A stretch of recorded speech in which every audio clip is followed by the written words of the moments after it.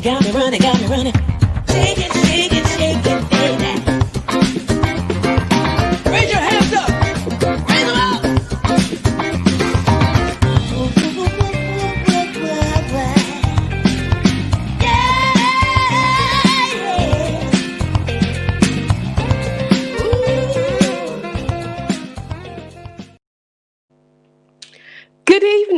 Good evening, and good evening again, and welcome to After Dark, the relationship show for big people. Yes, we are here again this week, and we are still unpicking and unpacking the conversation about sex. Yes, we are. So, we are number 3 into the series. This is the third episode into this particular series. Last week, the men were asking, they were saying, making comments about women and ironing boards and all kinds of stuff. So we started talking to the men. How much do you want a woman to take the leading role in the bedroom and in the relationship? Are you comfortable with that? What does it look like? We want to know. We want to unpick that. We wanted to unpick that. So we started last week with the men. We also had a sex therapist with us. We had Chastity Chandler from the USA, who was very open and very explanatory, if I can say that word, if it even fits in with the conversation, about the elements of sex. So we started to really unpick lots of different elements. Many things were said from the male perspective. This week, we are going to be looking at the female perspective. So we're going to start off with the women, find out how they feel about the male. First of all, how they feel about taking the leading role.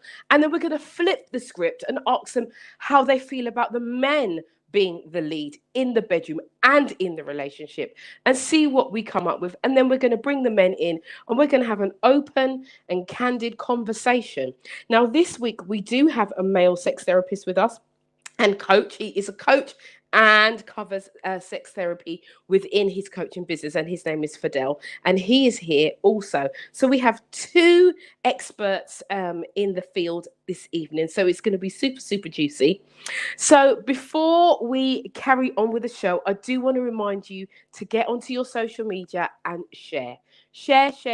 If you are on YouTube, share, like, and subscribe if you haven't done so already. But we want you to get involved in this. So I want to welcome everybody that's there on our Facebook page. And I also want to welcome everyone on YouTube. Welcome to this show. And we want to let you know that we appreciate your support and wish you will support us even more. And let your friends, your family, and your frenemies know all about the After Dark show.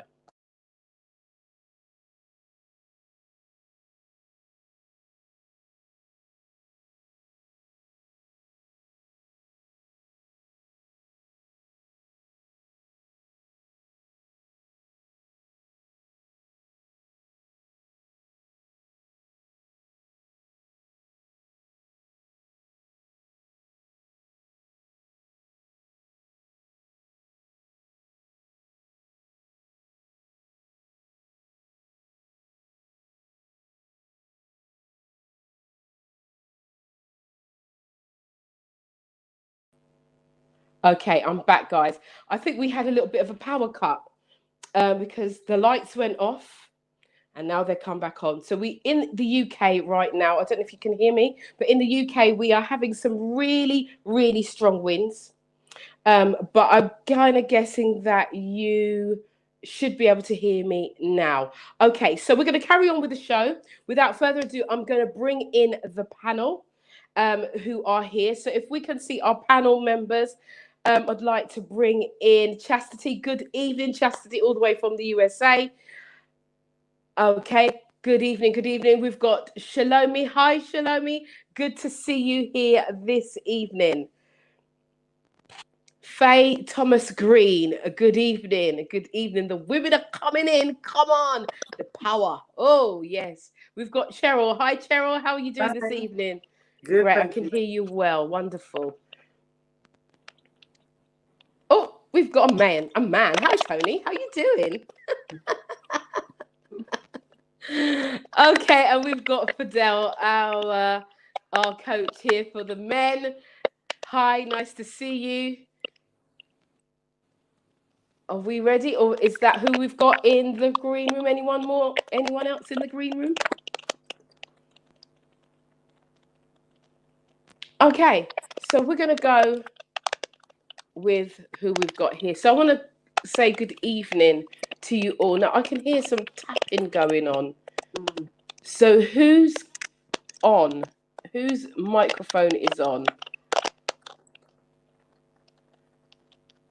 Let's eliminate the tapping. Right, wonderful. Okay, guys, so good evening. Thank you for joining us this evening for this conversation. So, Fidel, welcome. Welcome. Do you want to put your mic on? Let's have a quick talk with you.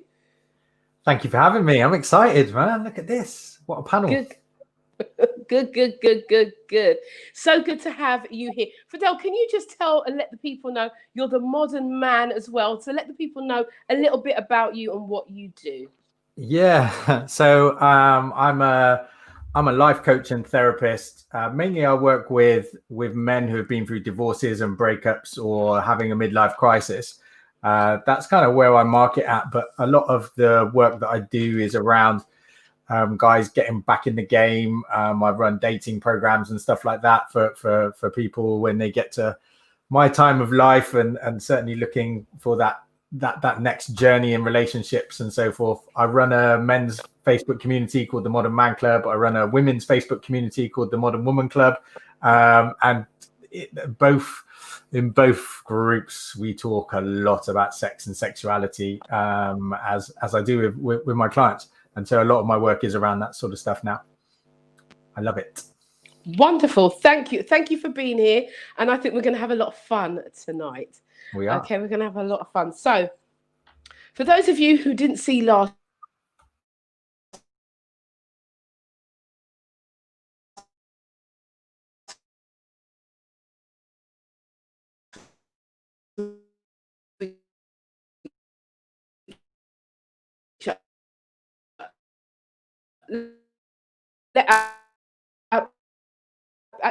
actually before I even go any further, let me just bring Chastity in, and Chastity.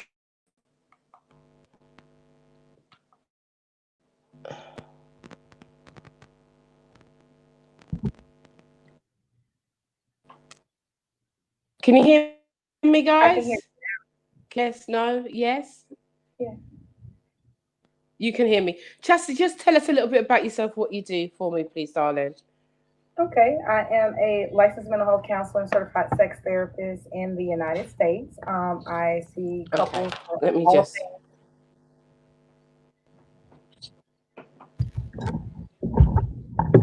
Can you hear me?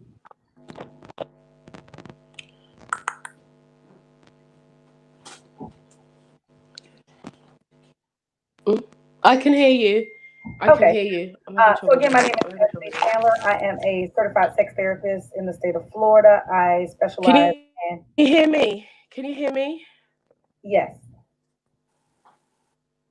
We can hear Chastity loud and clear. It's Yvonne whose mic is breaking up.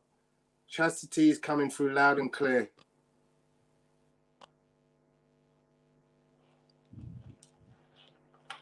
All right. Did you want me to keep going, Yvonne?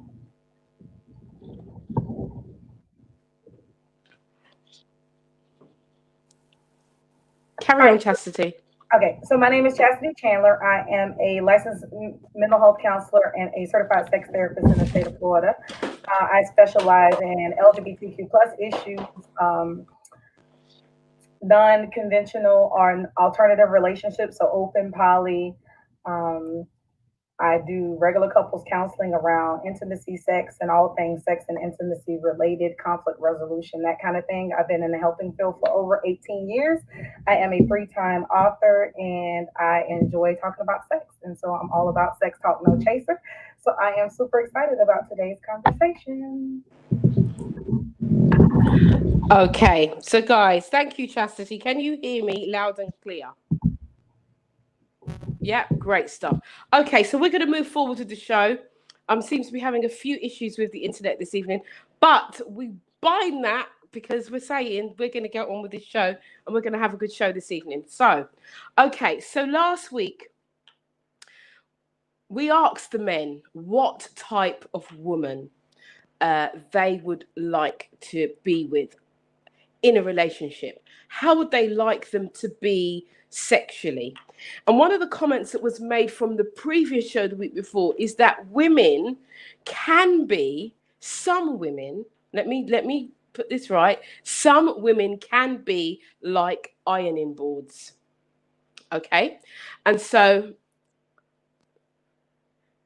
that statement, I can't relate to it. I just can't. But anyway, but this is what has been said. So this evening, we want to find out how the women feel about their sexual liaisons with men, what they like, what is beneficial to them, what they would see as why a man may say or refer to them as an ironing board.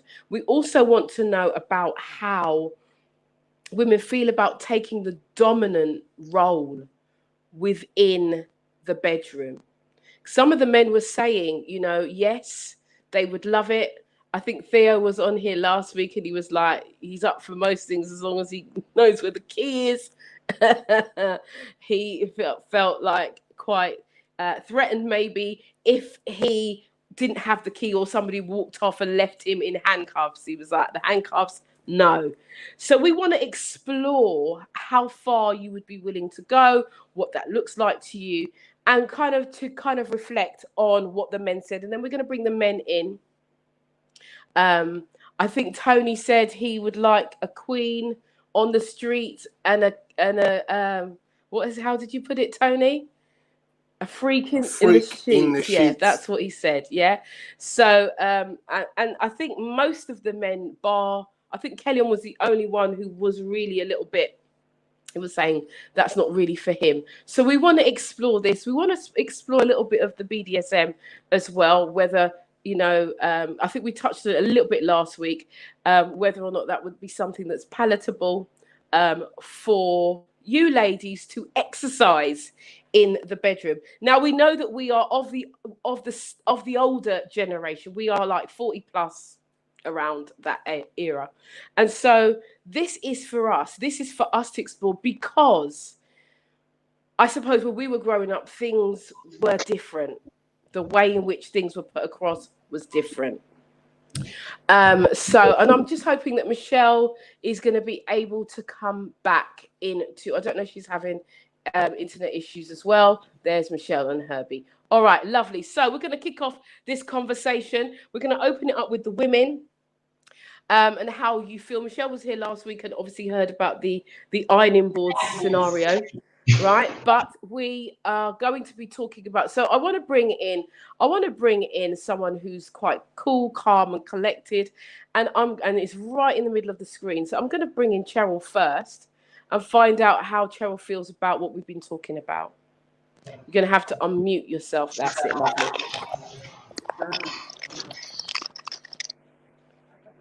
I can't find my mute thing. I can hear you. If you're not speaking, can you put yourself on mute, please? Thank you. Come in, Cheryl. Yeah, hi. Good evening, everyone. Now, I'm kind of with Tony. I'm a lady on the street and a freak in the sheets. Really, I kind of I do like to be dominant sometimes. A lot of the time. I'm honest. Yeah, but it's also nice to have a man that is confident enough to be able to allow a woman to be able to do that, and also for a man to take control sometimes too. But I definitely don't like vanilla sex all the time. What is your definition of vanilla sex? I think I suppose the normal wham down and it's done and it's finished. I think like most women, I like my mind to be stimulated first. And I think that's where it happens for most women, that our minds need to be stimulated, and then everything else goes, as it were, follows. Okay, I can see a comment from Fiona Camp saying, hell yeah. Right, so there's some feedback going on. I don't know if anyone's playing with their microphone or what, but I can definitely hear a lot of distortion going on. Okay, so Cheryl, you don't want vanilla sex, No, and you'd like to take the dominant role. I do. So could I just ask, would you say that you are dominant within the relationship as a whole? No, I would say that I think it's really different when you're older and you become more confident in yourself, and perhaps you've been single for a long while, and you're independent and used to doing things your way and in your own time. But I'm at the stage of my life where I like to. Sometimes I will step back, but I kind of like an equal relationship. But it can never be totally equal. The reality is that sometimes someone will you have to defer to someone. Sometimes. So yeah, so I'm kind of in the middle. Sometimes Okay. I take the lead, but I'm quite happy to let a man take the lead sometimes. But I like an equal relationship.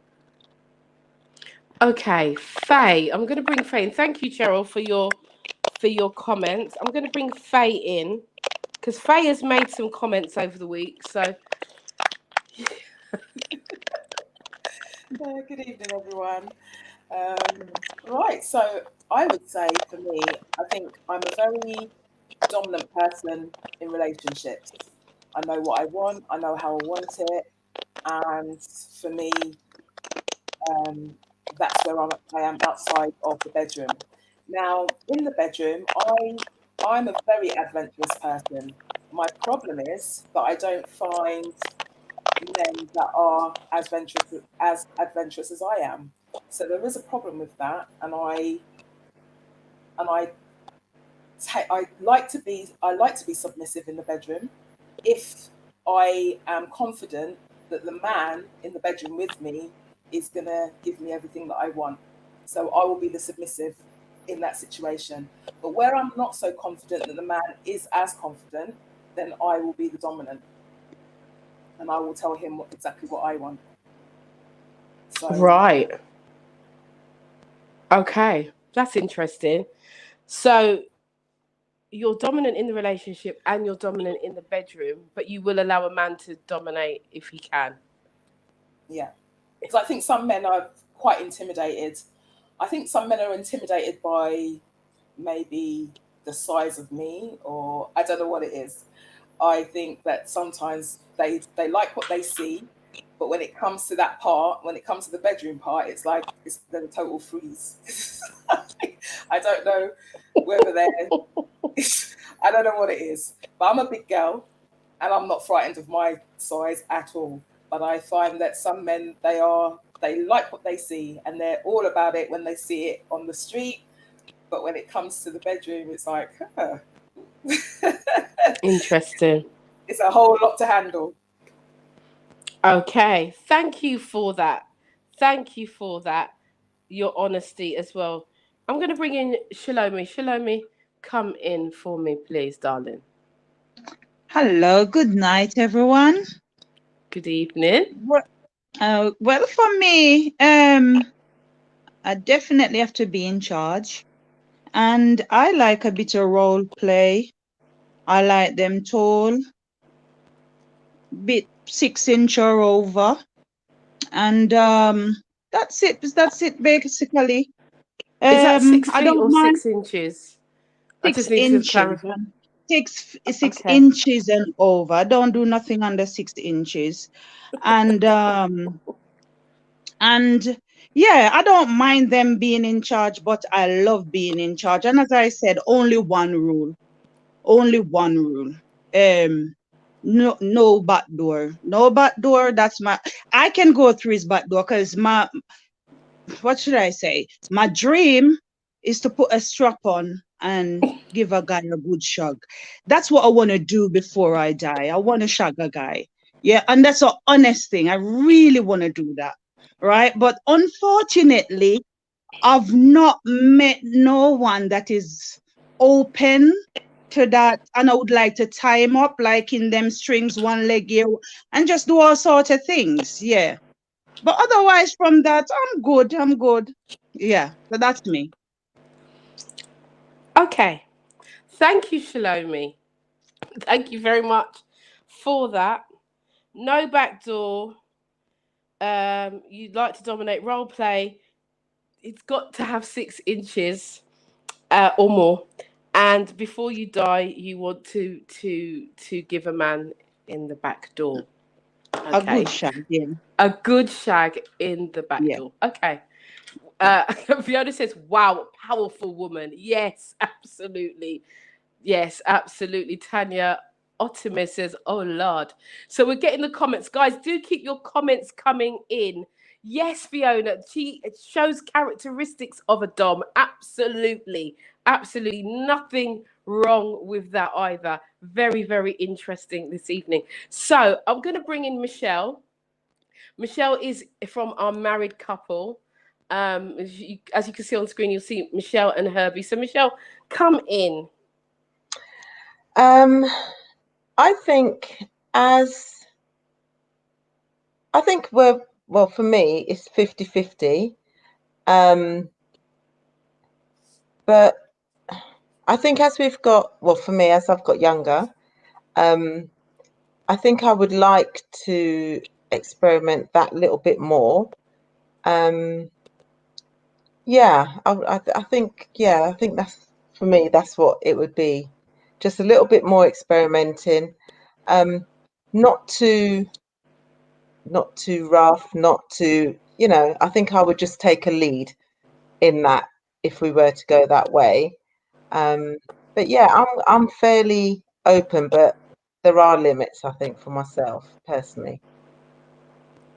And do you think, Michelle, that taking the lead sexually would lead to you taking the lead in the relationship totally? No, because because we talk all the time, it's really shared. So a lot of our decision making is a joint thing. There isn't, I wouldn't think I can't think of any time where I've sort of gone and done something without Herbie knowing or mentioned it to him before, or so it's quite it's shared. It's shared throughout the whole relationship. Actually, it's very rare. Sometimes we phone each other 6-7 times a day. Just, hi, are you all right? Or and that's how we've done things from the very beginning, from when we first met at school, really. So right. So you've carried that through. The whole way through your relationship. Yeah. Okay. All right. So I want to thank you, ladies, for your honesty. Now, in terms of what was said about women being the ironing board and women not taking part, it was said, this was something I think Kellyanne also mentioned, the woman taking more of a positive role in the bedroom. How do you, you've all said, most of you have said you like to dominate. So in my head, without putting words in your mouth, it would tell me that you would take the lead at some stage. Is that wrong, or is that right? Is that right? That's right. That's right. I think I don't know if it's being dominant. I think it's just taking the lead. I think for me, it's just saying, well, this is what I'd like, or do it this way, or but yeah, because sometimes I think it's all in the name as well. When you hear dominant, it sounds like, oh, you're going to do this and do that. And for some people, it may well be that. But I know for me, it's not necessarily that. It's just telling Herbie what I like, or let's try this, or let's try that. So, yeah, I think it's in the terminology as well. Okay, that's fair enough. And I think it's fair to say that, and I'm going to bring I'll bring Tony in just slightly here. I think it's fair to say that the gist of what I got from it last week is that there is a distinct difference between the dominant woman and a woman taking the lead in a relationship. So what we want to find out today is, how willing are you to actually not only take the lead but dominate? Tony, is that right? I think that's what we kind of came up with last week, that it was more about a woman, not for you particularly. I think you're slightly different from the rest. I think both you and Theo were different from the rest of the guys that was on the panel, to say that you don't mind the leading, but the dominance is a little bit scary. Have I got that right? Would you say? Not for me. No? No. Well, no, not for you. But I mean, generally, as I said, not for you, but that's a feeling I got from the men who were on here last week. I don't believe that men will find a strong woman in the bedroom scary. I think there is some trepidation amongst men about sizeism. I mean, you know, I'm talking directly to Faye here, because I would talk to my boys, and I know some of them would not go past a plus size woman. Yeah. So you get that amongst the fellas. You get that conversation. Oh yeah, she's lovely, and she's too big for me. And I'm like, what do you mean she's too big for you? So, you know, there's definitely a size issue that some men are happy to go and work with a woman who's on the bigger side, and there are definitely some men who will go nowhere near that. As far as the word dom, that for me conjures thoughts of you know, a dominant and a submissive, which is whips and chains, yeah. Which I have no fear about that. Whereas what I think I was discussing in terms of a freak in the bed is just a very confident woman, and a woman who's willing to be as vocal as a woman can possibly be in describing what is ringing her bells while having sex, and all the other ancillary parts of sex. So the foreplay, the leading up to, the in between, so to speak. You know, because obviously once a man comes, you know, it's going to take a little bit of time, and at that point, he can still be pleasuring a woman. Mm-hmm. So you know, I think there are definite differences between a dom and a freak in between the sheets. Because a freak in the sheets doesn't necessarily have to be a dom per se, because I see them as a BDSM woman who wears the leather and the whip and all that. That for me is a dom. Okay, all right. So we're going to bring in. I know that Theo was kind of shaking his head and blah blah blah, but just coming quickly, Theo. Then I'm going to bring in our sex therapist. I'm going to bring in Fidel next after Theo. Theo, just give me your insights as to how you felt last week was, in terms of, I think that most here was a general consensus that the woman taking the lead was a good thing, but not so much the dom. That's what I got from it. How did you get that? Did you get that last week, or did you get something else? No, I'm pretty similar to Tony. I don't mind a woman taking the lead. It's not a problem being vocal. And the dom, when people say it's words, isn't it? Because we're saying dominating, so everyone thinks dominatrix and all stuff like that. I think Chastity just make the distinction between BDSM and dominating in the bed. I don't mind a woman taking the charge in the bed from the foreplay right through. I have no problem with that. No problem with that at all. And because there's only a few guys on here, most of the guys said we don't mind, and most guys don't mind. Most guys don't mind a woman taking charge, and because she's confident in what she wants by telling them, this is what I want, do this. But some guys, I do know some guys that are a bit uncomfortable with that. They like to be, me a man, me a control, me do this, me do that. I know those kind of guys as well. They're man, and all they want to do is what they want to do, and that's it. Don't care what the woman says. I'm gonna get to her for the next 3, 2, or whatever. And they, what's the word that you say, Yvonne? 2 pumps and a squirt. What is it? I love that. Yes. Yeah, they do. So they have the big chat. They say, yeah, man, I'm gonna kill her, man, I'm gonna do this, and then they go in there, 2 pumps and a squirt. They're done, and they're fast asleep. Yeah. So ladies, I'm gonna say, be careful of a man that's gonna say he's gonna do this and do this to you, because you know what I mean, it's just most of the time it's, as they say in Jamaica, empty barrel makes the most noise. So that's the ones you have to worry about. The man say, yeah, man, I'm gonna throw you down and this and that, and when he gets into the room, he's 2 pumps and a squirt. Then he's already told you what he's going to do in his head. He's already halfway done his mission in his head. So by the time he gets into the bedroom, he's only got the last 5 minutes left because he's already built up in his head. So that's all. Well, I'm glad you said that. I'm glad that came from you, Theo, and not from me. But I agree with you there wholeheartedly. So let's bring Fidel in. Fidel, what do you think? What are your thoughts on this in terms of men? Do they prefer the woman just to lead? Or I know that some men love the dominatrix kind of thing, but tell me what you think in your wise wisdom. So my kind of, the way that I work with relationships with my clients, and certainly in the bedroom, and the way that I deal with this also in my personal life, which is how I got to coaching other people, is looking at masculine and feminine energies. All right. And for me, everybody's got a mix of both within them, right? But in a heterosexual relationship where there's a man and a woman, one will always be more in the masculine and one will be in the feminine. That's what causes the polarity. That's what causes the sexual attraction. That's what causes the spark for me. And so the masculine in those terms will always lead. That doesn't mean that they will be in charge. That doesn't mean that they will be the dominant. That doesn't mean that, but they will lead the experience. They'll create a safe container.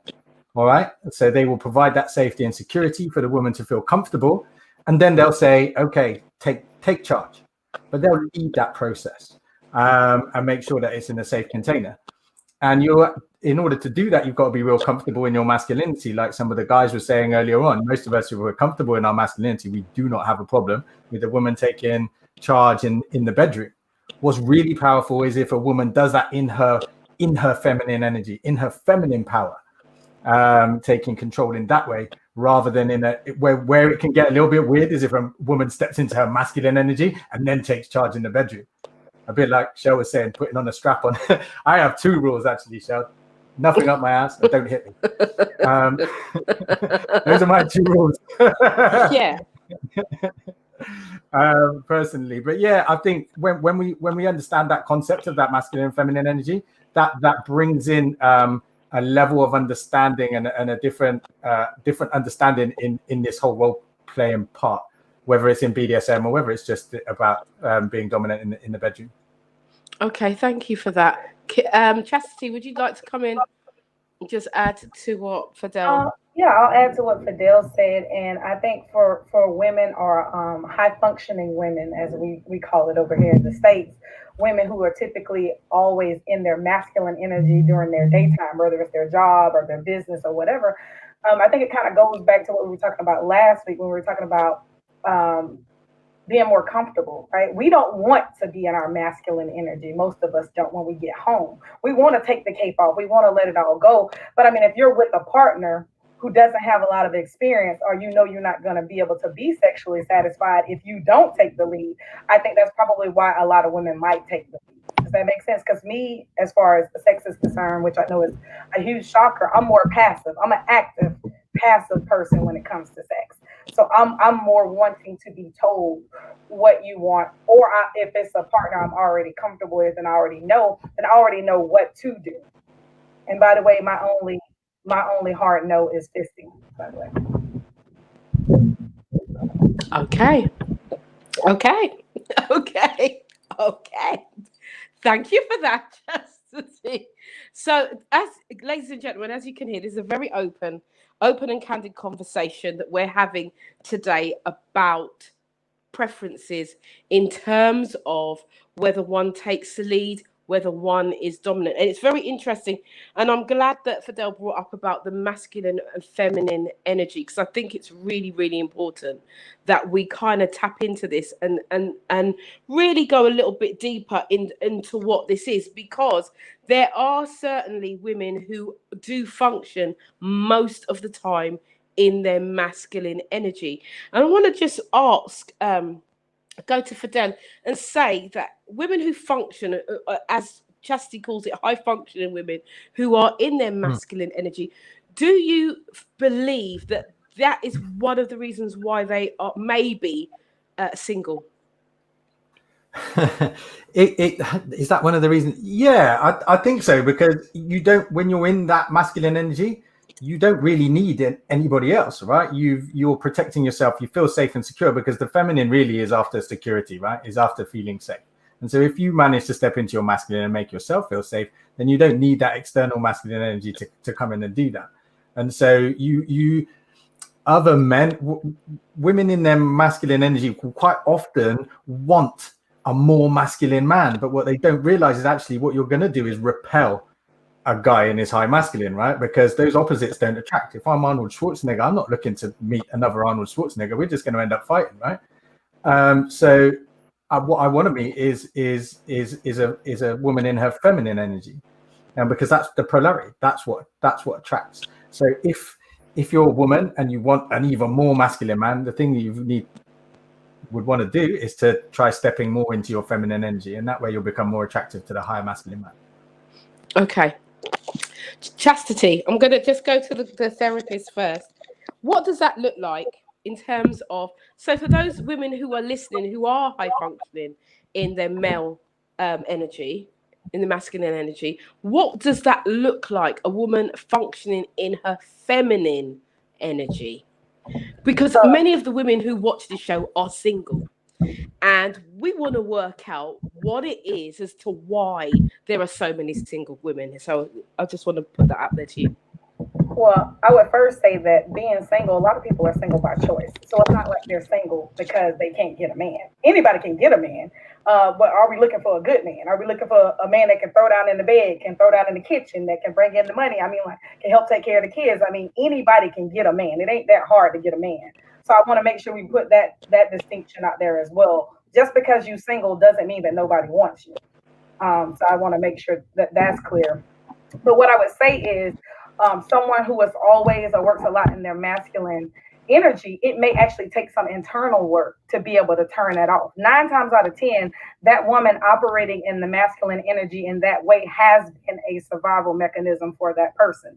This is how they operate day in and day out. And so in order to change that, and as Fidel was saying, it being a repellent, they got to know that. So oftentimes this is the woman who is being told that she emasculates a man, whether she's doing anything or not. Her presence and her energy itself typically is one that will be looked at as emasculating a man, or you want to wear the pants in the relationships and those types of things.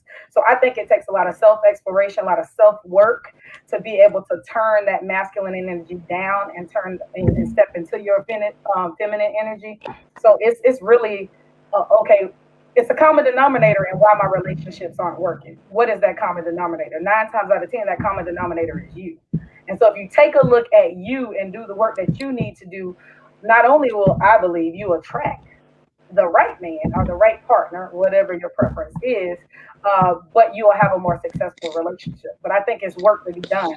And I think for most of us, our high functioning women or women who are often in their masculine energy, you know, we got a lot of stuff going on for ourselves. So we're not necessarily looking at it as a deficit. We're looking at the man got to come in confident and strong in who he is. And my light shouldn't have to dim for him to be able to shine. So I think it takes balance and I think it takes work. But I don't necessarily think that that is the common denominator as to why that woman is single. I think there's probably some deeper rooted issues and some things that have to be looked at aside from her just being in her masculine energy. But I definitely think it could play a role. Thank you for that. So okay, so we're hearing some different things here. So, and I thank Chastity for that breakdown of what she thinks in terms of why women would be single, and there are many different reasons, as we know. But I just thought I'd just throw that out there just to see. We don't know. Many women are asking the reason. Many women are saying that they can't find a man. They're trying and they can't find a man. No. Men are like buses, I believe. Sometimes there's a bit of a shortage and then they all come all at once. But there you go. That's just me. That's just me saying. There's always going to be a shortage, though, if you got 7 to 1 women to men. Yeah, that's very true. That's very, very true. But then, if you move in a market where there's more men, then you're able to find more men, right? You just have to go where they are and not where they're not. That'd be helpful, wouldn't it? Abundance mindset, man. I have an abundance mindset. There's lots of whatever it is you want, man. There's plenty of it out there. Whatever it is you're looking for, there's lots of it. And you don't have to be in a relationship to get it, but that's a whole nother lie. Well. So, ladies, with all of that, hearing all of those things, I think most of you have come through and have said the same kind of thing. You like to dominate in a relationship in the bedroom, allow the man to dominate if he can. Well, Faye's saying if he can. So I want to bring Faye back in because there was a thing about sizeism that was mentioned, that size may be an issue. And you said yourself, Faye, that if a man, if he can handle it, and he doesn't freeze up because you are of a bigger persuasion. So but there are men who love big women. They will not date a woman who is smaller than a 16, 18. They like big women. So what do you say to that, Faye?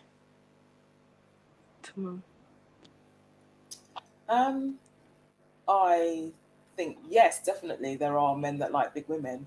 I think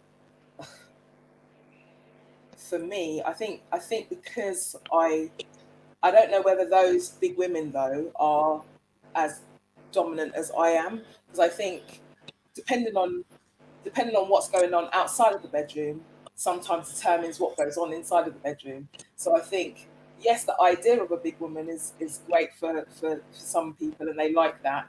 But when you get to, for me, I can speak about my own personal experience. And for me, I'm a very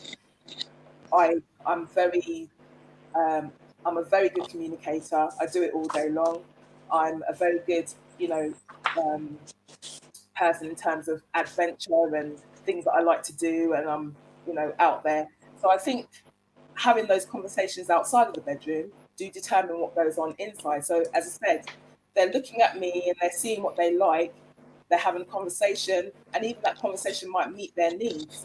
But when they I don't know what it is. Maybe they think I'm not flexible enough. Maybe they think I'm not, I don't know what it is. But for some people, there's just a disconnect. It just disconnects. And that's just in my experience. But yes, there are men that like big women. I don't deny that. But I think in my experience, sometimes that's just not the case. What they see on the outside and what they're getting is what they find out it is two different things. Is that because of how you are as an individual? Like they see you as one way and then what they get is a completely different package. Yeah. So and it's not because I'm doing it on purpose, it's just the way I am, I guess. It's just me. As I say, as Chastity said, it's like, sometimes you have to look at yourself and what you're giving off, and maybe that's the reason why I'm giving off one thing, and when they get there, it's a different thing. I don't know. So I'm giving off that power in the bedroom. I'm maybe not giving off so much of a power, and maybe that's intimidating. I don't know. As I say, it varies from men to men. There are men that really, really get into that and they really can handle that, and there are men that just have that disconnect. Okay, and that may be because maybe they're not into big women, maybe, or not. Yeah. Okay. It may be, Tony, you got. But obviously, they're seeing what because I think for a lot of men, what they see is what they like, and for women, it's what they hear is what they like. So I think for men, when you're seeing it dressed up and in its package and everything looks all tidy and neat, and maybe there's a Spanx going on or two or whatever, and it's not as big as what you're thinking, when you get into the bedroom and all of that comes off, it's bigger than what you're expecting, right? Okay. Okay. So then it's like, oh, the shock I thought it element. was like this, but actually it's like this. Okay. But you work it, right? You're working Yeah. it. You because you are the dominant one. You like to lead, but you feel that they are intimidated by that. Yeah, I think so. Okay, That's right. So we're the gonna come back. We're gonna speak to the men on that. I can see Tony with his hand up. Come in, Tony.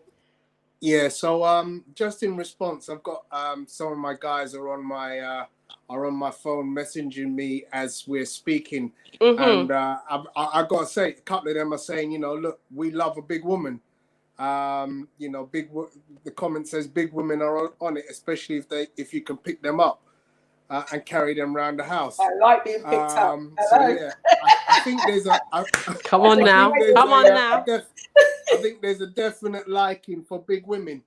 The other thing that I always remember though is that, especially in Africa, so African men historically like big women. They they're not about the waif look, the skin and bones as we might call it. They like a big woman. They like meat on their bones. And there's a lot of my friends of African descent who definitely prefer a bigger woman. Okay. So that might be the thing. Hello. So Tony, tell your friends. Actually, you can tell them we're coming tomorrow. They're listening to you. Okay, so guys, guys, those guys who are listening on Tony's feed, be aware that we are coming to you tomorrow. So be very afraid.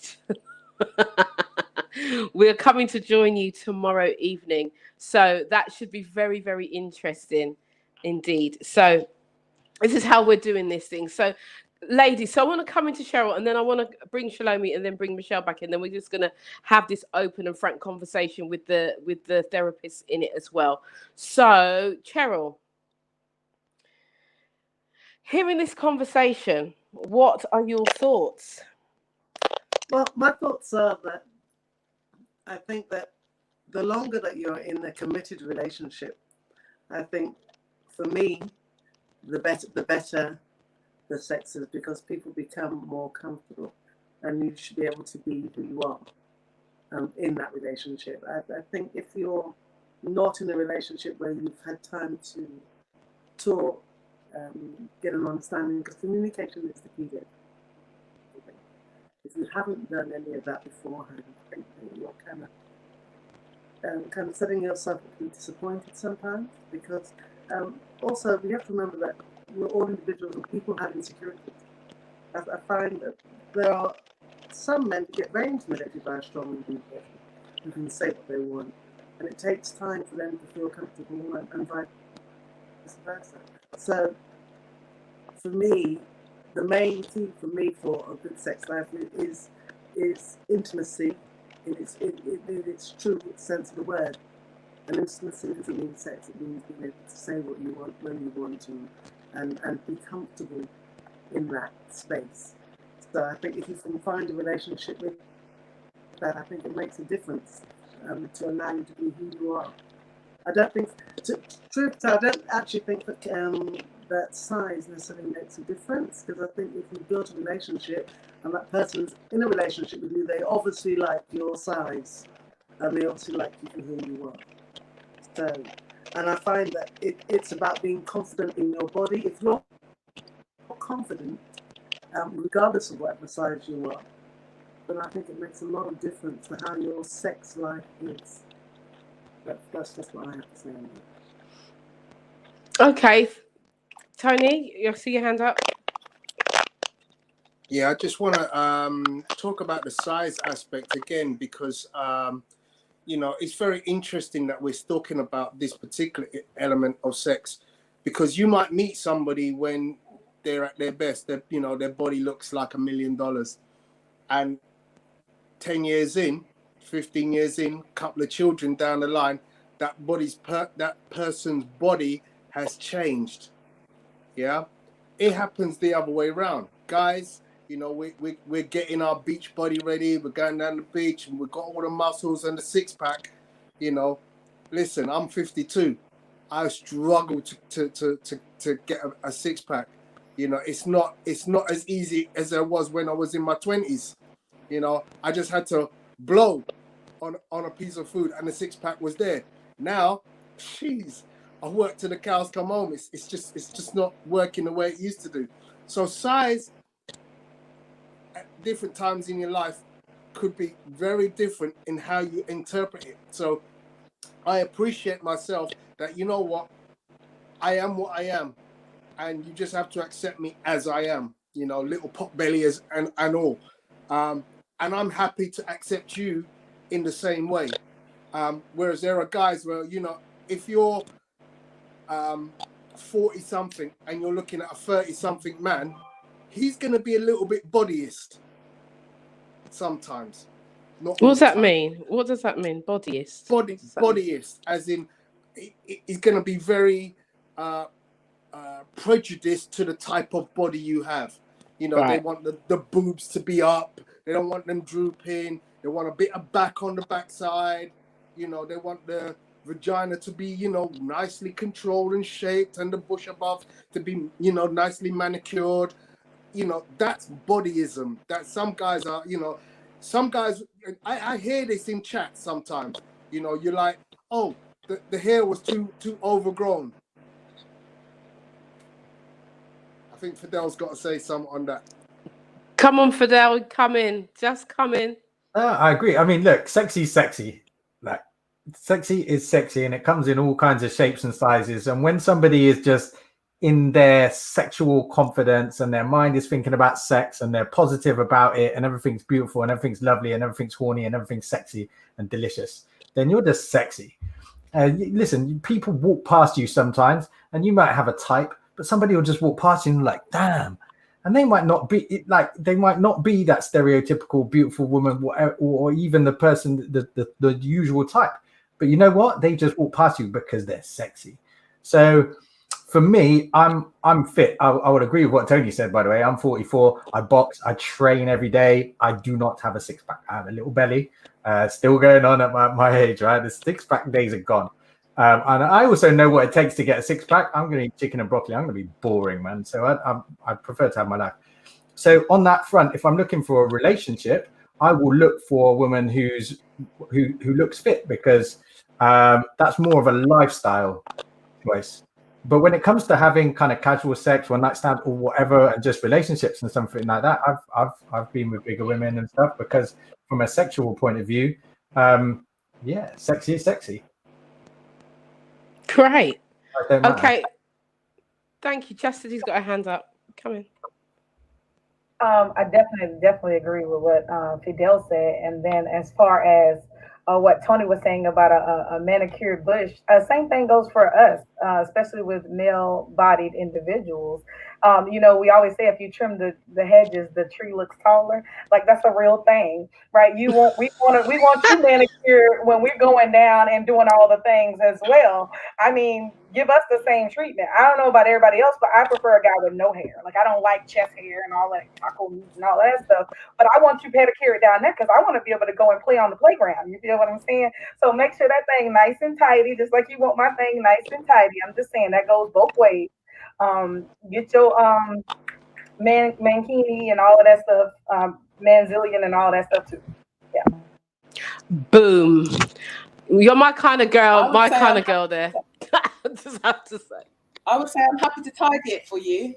You know, if you're open to getting it tidied, I will tidy it for you. Okay. That's fine. You know, we can tidy each other. If it's not to your liking, we can do that. That is like the ultimate intimacy right there. That is up close, real personal. Absolutely. And how do we feel about that, men? That the woman says, you know, okay, come on now. Lay down. Let me trim your edges. Are we happy with that? Depends what she's going to use, mate. Coming near me with a cutthroat, not unless I trust you, you know?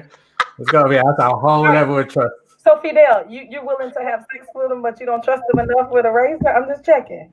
What, down there? Yeah. Yeah, man. Yeah, correct.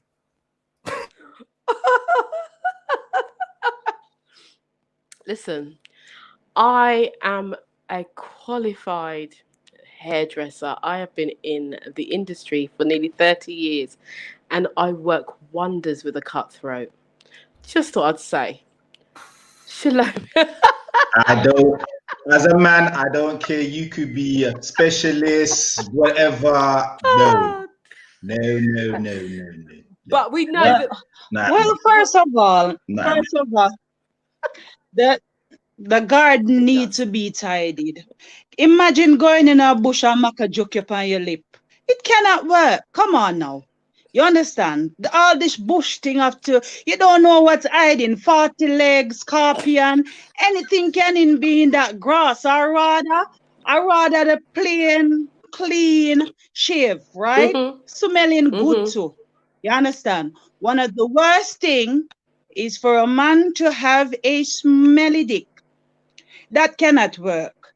And with all that hair, it's going to carry a bit of frowsiness. Let's be honest. Frowsy. Even with woman, it's going to be frowsy after you pee. The pee is going to catch up in the hair and you're going to be wrinkled. So come on, ladies. You have to clean it up. Clean it very nicely. The man have to clean. None of the hair thing. I cannot do the ear thing. None at all. Because after I don't want to be picking out my teeth. Like I was chewing bone and bone stuck in my teeth. So no hair. Come on, let's be real and no hair. And I want to ask which guy is up? Which guy would let a woman use a strap-on on you? Thea? Would you let a woman use a strap-on? No, thank you. I'm free and easy, but no, that's too far from me. Nothing around there, thank you. Sorry. I was just wondering. But at the end of the day, sex is something should be discussed. And one thing about Caribbean people, especially Jamaican, when it comes to the thing about sex, it's bam, cram, next time, madam, or probably never. Right? And as I said last week, that's why most Jamaican women cheat. And that's why most Jamaican men cheat, because they're not satisfied. You understand? They are not satisfied. Nobody talk about sex. Sex is a taboo. If you talk about sex, you're a whore, right? So these things are not touched.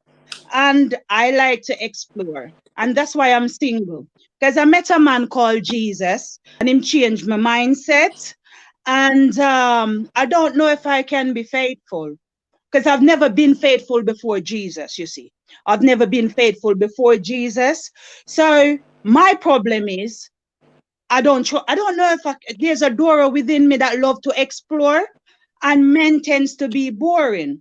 You know when you're having sex and they go that, ooh, that grunt does the mind, right? And most men is silent. You understand? And I don't know. I just like to hear the cool names, say all kind of stuff, and they don't. So for me, I like a bit of Dr. Fish, a bit of snapper, callaloo, cabbage. Sometimes you can't get fish on dry land. So I'll go in the sea and I'll come on dry land. So you understand? And I'm being honest, I've always cheat. And I don't call it cheat really. I call it, I didn't pledge to be loyal to nobody. And I've never kept one guy. I've always have a few for different occasions, because most Jamaican man, they'll bang it, they'll not eat it.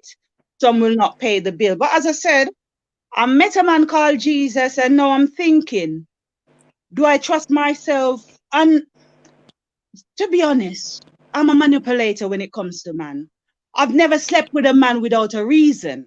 Now I don't have any reason. I'm thinking, falling in love. I don't see no man that can make me fall in love. It's like I see them and I see a toy.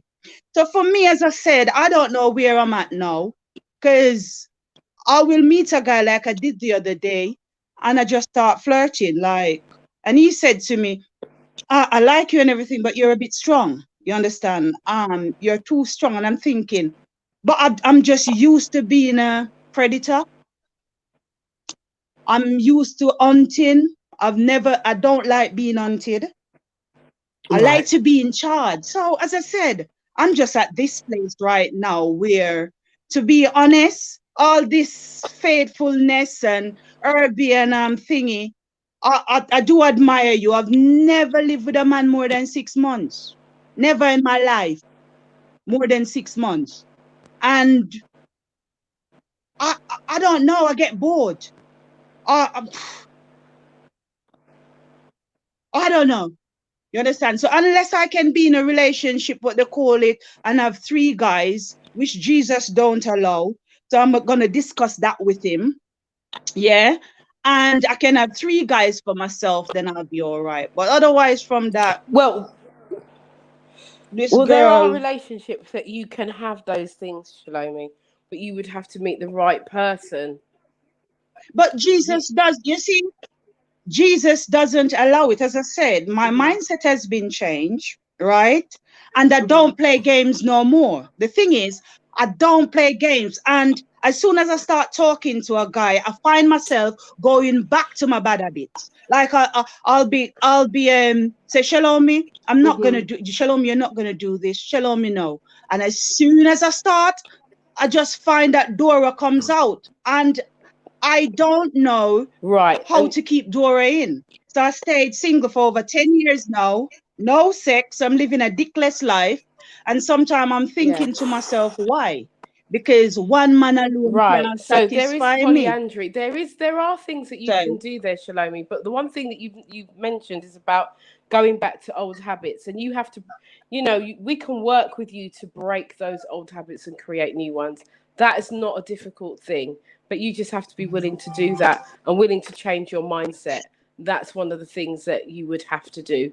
But there are, I've never been but that's, vulnerable. but That would put me in well, a not vulnerable really. situation. I've Not really. never It's a been matter of you vulnerable. taking control, but doing things differently.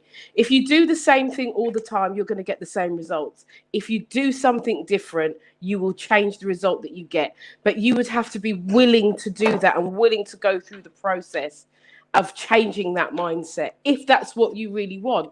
But again, if you wanted to have multiple relationships, that's polyandry, and that's something that we will be talking about in the weeks to come through this series. So I can see Tony had his hand up. Yeah, I just want to address what you've just said, Shalomi. I don't profess to be biblical minded or biblical in terms of knowing what the Bible says you are allowed or aren't allowed to do. And I guess I'm going to kowtow to Theo, because Theo, you're a pastor. But I don't recall anywhere in the Bible where it says you have to stick to one person. And I often tell people that the mentality of one person, one man for one woman, is a Western or is a modern day thing. Because if you go back historically, polygamy and all of the other type relationships were practiced all over the world. So I'm not sure if you're, taking on a particular sect of religion that tells you you can only have one person. The other thing that I want to address with you, Shalomi, is I remember when we first started having this conversation about what we were looking for, had indicated that you were only interested in men up to, I think, was it age 40? So the thing 6 that inches, I think he said. Was it 40, Shalomi? I put it to 4. I put it to 44 now, because I see some 44 guys looking like 35. So I'll put it up to about 30, because I see some. Fidel, I've been she's talking meeting about some you, guys, and yeah, Fidel. Yeah, I'm looking at Fidel. And You're not yeah, coming in with that strap yeah, on, no. I tell you that. yeah. As I said, it's just something that I want to do. You understand? But so what I was going to say is maybe you might want to spread that age limit a little bit higher, because what I think you'll find is that men sub 40 are probably not as open-minded to some of the things you're discussing and are looking for as men above that age group, because men above that age group are a lot more open-minded in sex, I believe, personally. And perhaps Well, Fidel can help me on that one. Men, I see like older men, some of them don't do self-care. Like I find out that a lot of older men don't do self-care. And I can't, like, I don't have casual sex. I have to be into somebody. I have to see you first. I'm not after the mind. I'm after the body, to be honest. I'm not going to lie. I'm not going to say I'm after a guy for his mind. I see his body and my eyes go, you understand? So I'm not going to lie. Like, I'm going to be honest. I see a guy and the first thing is his smile, right? And like in the gym the other day, I saw a guy and I said to him, your wife must be proud. You look so well. And he goes, I'm single, but I wanted to know if he was married. You understand? So for me, it's the appearance. I'm not going to lie. The appearance, I'd rather have a broke guy that look good than a rich guy with big belly. And I love money. I love money, but to be honest, I'm being honest. Okay. Right. So we've heard it there. All the guys are just smiling like, oh gosh. Shalomi has spoken. But like I say, Shalomi, if you want to change those habits, we can work with you on changing those habits and for you to get a different result in terms of the men that you are meeting. So, ladies, we haven't really heard from Theo tonight. So I want Theo to kind of, in terms of that comment actually that was made about the Jesus thing and Tony saying about, there's nothing in the Bible, blah, blah, blah. If I just bring you in on that comment and get your thoughts on that. Well, off the top of my head, there isn't nothing written in the Bible. Let's look at Solomon. He's meant to be the wisest man in the Bible. He had over 700 wives. David had several wives. They all had several wives. There isn't. It says about marriage is about rather to marry than to burn. So it's rather to marry somebody than to have just have wild sex, basically. So that's what it kind of more pushes. It doesn't actually say you should have one wife. There isn't a scripture that says one wife, one man. It says you should care for. You said the husband should look after his wife and cherish his wife. It doesn't say. There isn't. I'm not top of my head. I can't. Maybe someone can. There isn't a scripture that comes to mind that says you should be with one person. There isn't. There's not one that I can think of. Maybe somebody can correct me there, but I haven't ever seen a scripture or even heard a scripture that says that. Because there's been in the Old Testament, there's a lot of illustrations of most of the guys had more than one wife. So yeah. Okay, so one of the scriptures that's come to mind, it actually talks specifically about a certain type of person, and it talks about a bishop, and it says that he must have one wife. That person in that high esteem, in that place, in that position, must have only one wife. It also talks about, the Bible also talks about living by the laws of the land. You must obey the laws of the land, and that's what it says very clearly. But in terms of the multiple relationships, I just want to bring some clarity here. Multiple relationships in the Bible, there were many, and there were many examples of a man choosing a wife and having concubines, which means several other women. However, in those relationships, that man had to provide equally for all of those women. He could not be saying, right, so this is my main squeeze over here, so she's going to have the house and the children, and then I'm going to have this woman over here, and she's going to be bruck. No, that's not how the Bible is. It's not how it's portrayed. And so in terms of what we talk about with these relationships of having multiples, if you are in a consenting relationship and you are all treated equally, then that's a different thing. But I think in nowadays, the way it is and the way that Western society is and the way that we want to think about it, we want to have all of the women, right? Because it is mainly about the men having the women. I'm just going to say that. It's not normally about the women having the men. But and this is just to bring some clarity. but mainly the men having all these women, and they're treating the women with disregard. That can't work, and that is not what polyandry is or polygamy. That's not what it is. There is all about consent, and it's all about equality and having that choice. So when we hear about these things, oh, it's the Western society, we have to get this thing into perspective and know that if you want to have, if you're a man or a woman and you've got multiple partners, you need to be treating them all equally and giving them equally as well. I can see Fidel's face. I think you want to come in, so come in. I've got a few things to say. First of all, there was a lot of stuff there in the Bible that said men have to do this and men have to do that, but I didn't hear anything about women doing whatever the hell they want. So crack on, Shell. What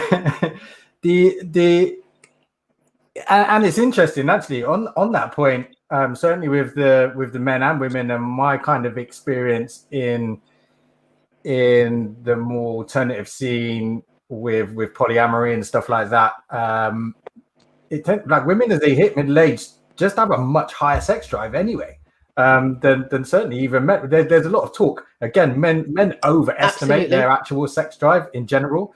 You know, there's a reason. Like I've been practicing on the last 21 days. I'm on day 18 of my 21 day no ejaculation challenge at the moment, which has been really interesting.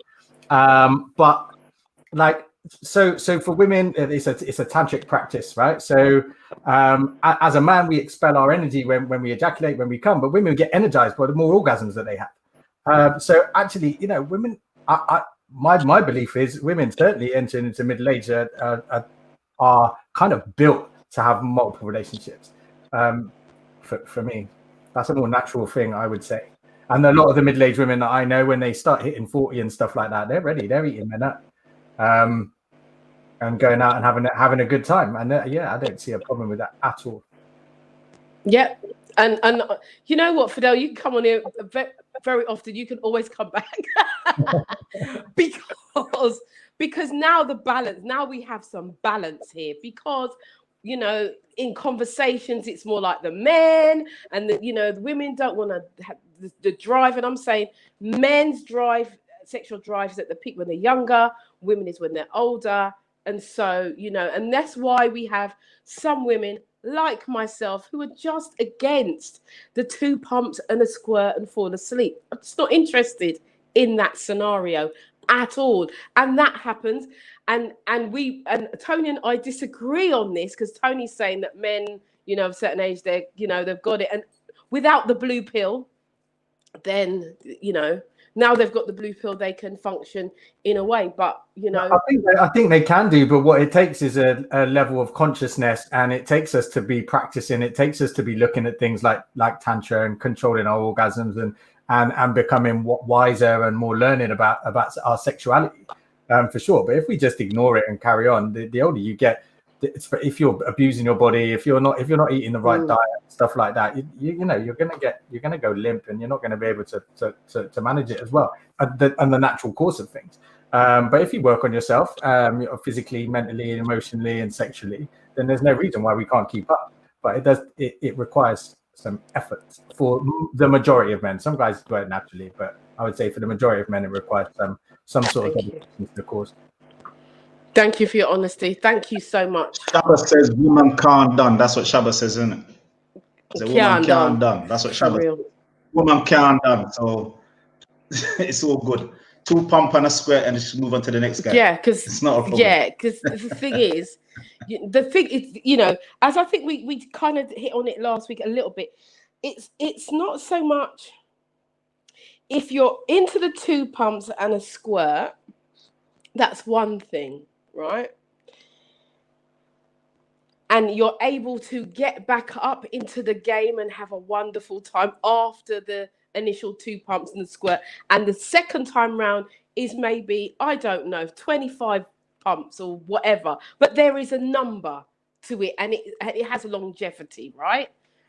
But there's another thing, and this is where some guys, I hear women speak a lot on this, is when there is 2 pumps and a squirt, and then it's done. It's sleep time. That is an issue massively. And this is why women will play out. And I can see Fidel's hand up.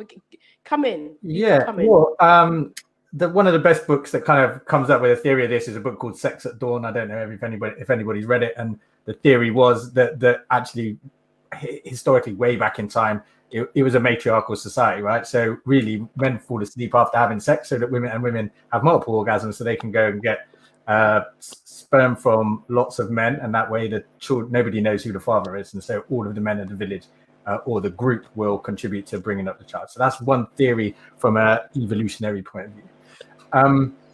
But yeah, the thing with Tantra and the thing with I'm doing with this challenge and stuff like that, and I think is a problem sexually all around, is this just focusing on this and on this endpoint. We focus on this goal. I mean, a lot of guys will go in there well-meaning and they'll hammer away and they'll lick away and they'll bang away, like, and their sole goal is to give the woman an orgasm. Like, and I know loads of women that are just like, geez, you know, like that's why women fake orgasms, because they feel like they're being targeted. It's like, damn, if I'm going to let him down if I don't do it. He's so busy. He's putting such an effort. And also men who just want to do 2 pumps and a squirt. If all we're looking at is an end point of an orgasm, and we're not being present, we're not enjoying the actual process, and all we're thinking about is penis and vagina sex. There's so much more to sex and sexuality than penis and vagina. That's kind of like one part of it, but we can do so much more. And there's pleasure in all sorts of other stuff, and it should last a lot longer when we think of it like that. Yes, thank you.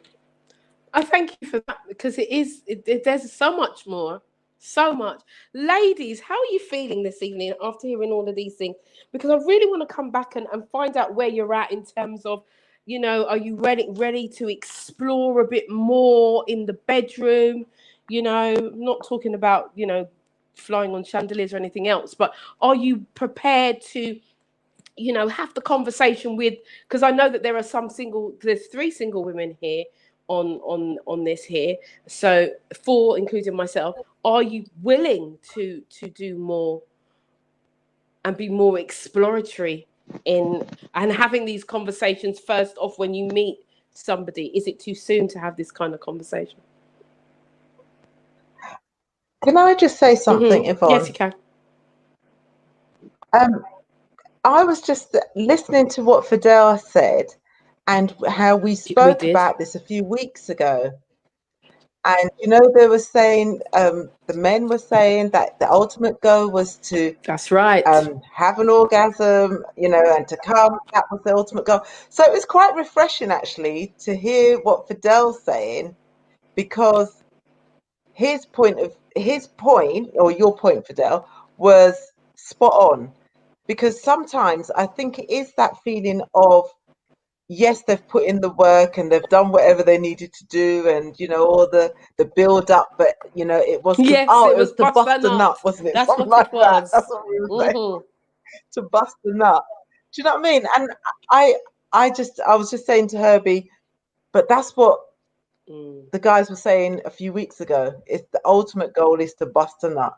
And then I'm just thinking in my head that for some women, they feel away and they feel that they have to oblige or they have to fake an orgasm. So the guy, well, you know, I dealt with this woman, you know, now she's calm, and, you know, all of that comes into play. And that macho, absolutely, that macho sort of thing comes in.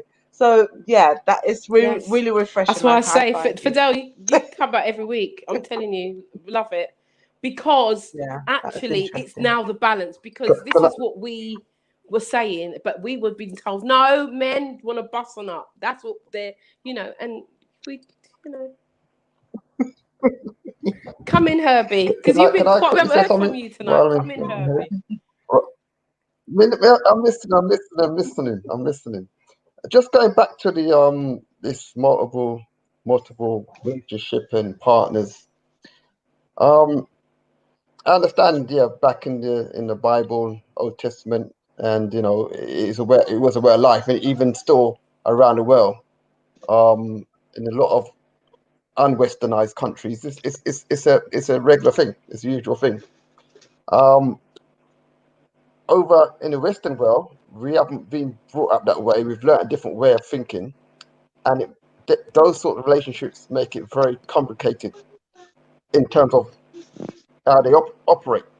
Because they're saying we use them because right. Okay, let me start again. Right, one man, one woman. Yeah. If you're, because how I see sex or love making, yeah, is that you have more than a connection than just the physical side of it. Yeah. Now, to me, to have that in a multiple relationship is going to be, I can't see how that works. It just seems a bit complicated that you can have this energy flowing with different women, and I don't know. I mean, you know, the guys that are doing this, you know, can educate me on how it works, but I just find that a bit. I don't want to know how it works. I just want to just inquisitive. Yeah, you know, in how, you know, how you find it. You know, what I mean, to move on from one to another, and it, you know, what I mean, and coming back and having, you know, say having 3-4 women on the go. How does that work? In terms Herbie, of, imagine having yeah, a dish, yeah. right? Oxtail, Mhm. fish, Yeah. chicken, Mhm. pork, Mhm. and you can just have a bit, Mhm. just a bit of each. You understand? So just Mhm. imagine that. Yeah, so you just have to imagine it. You have to have a big heart to love more. And let's be honest, it's not possible for every woman to have a man for herself.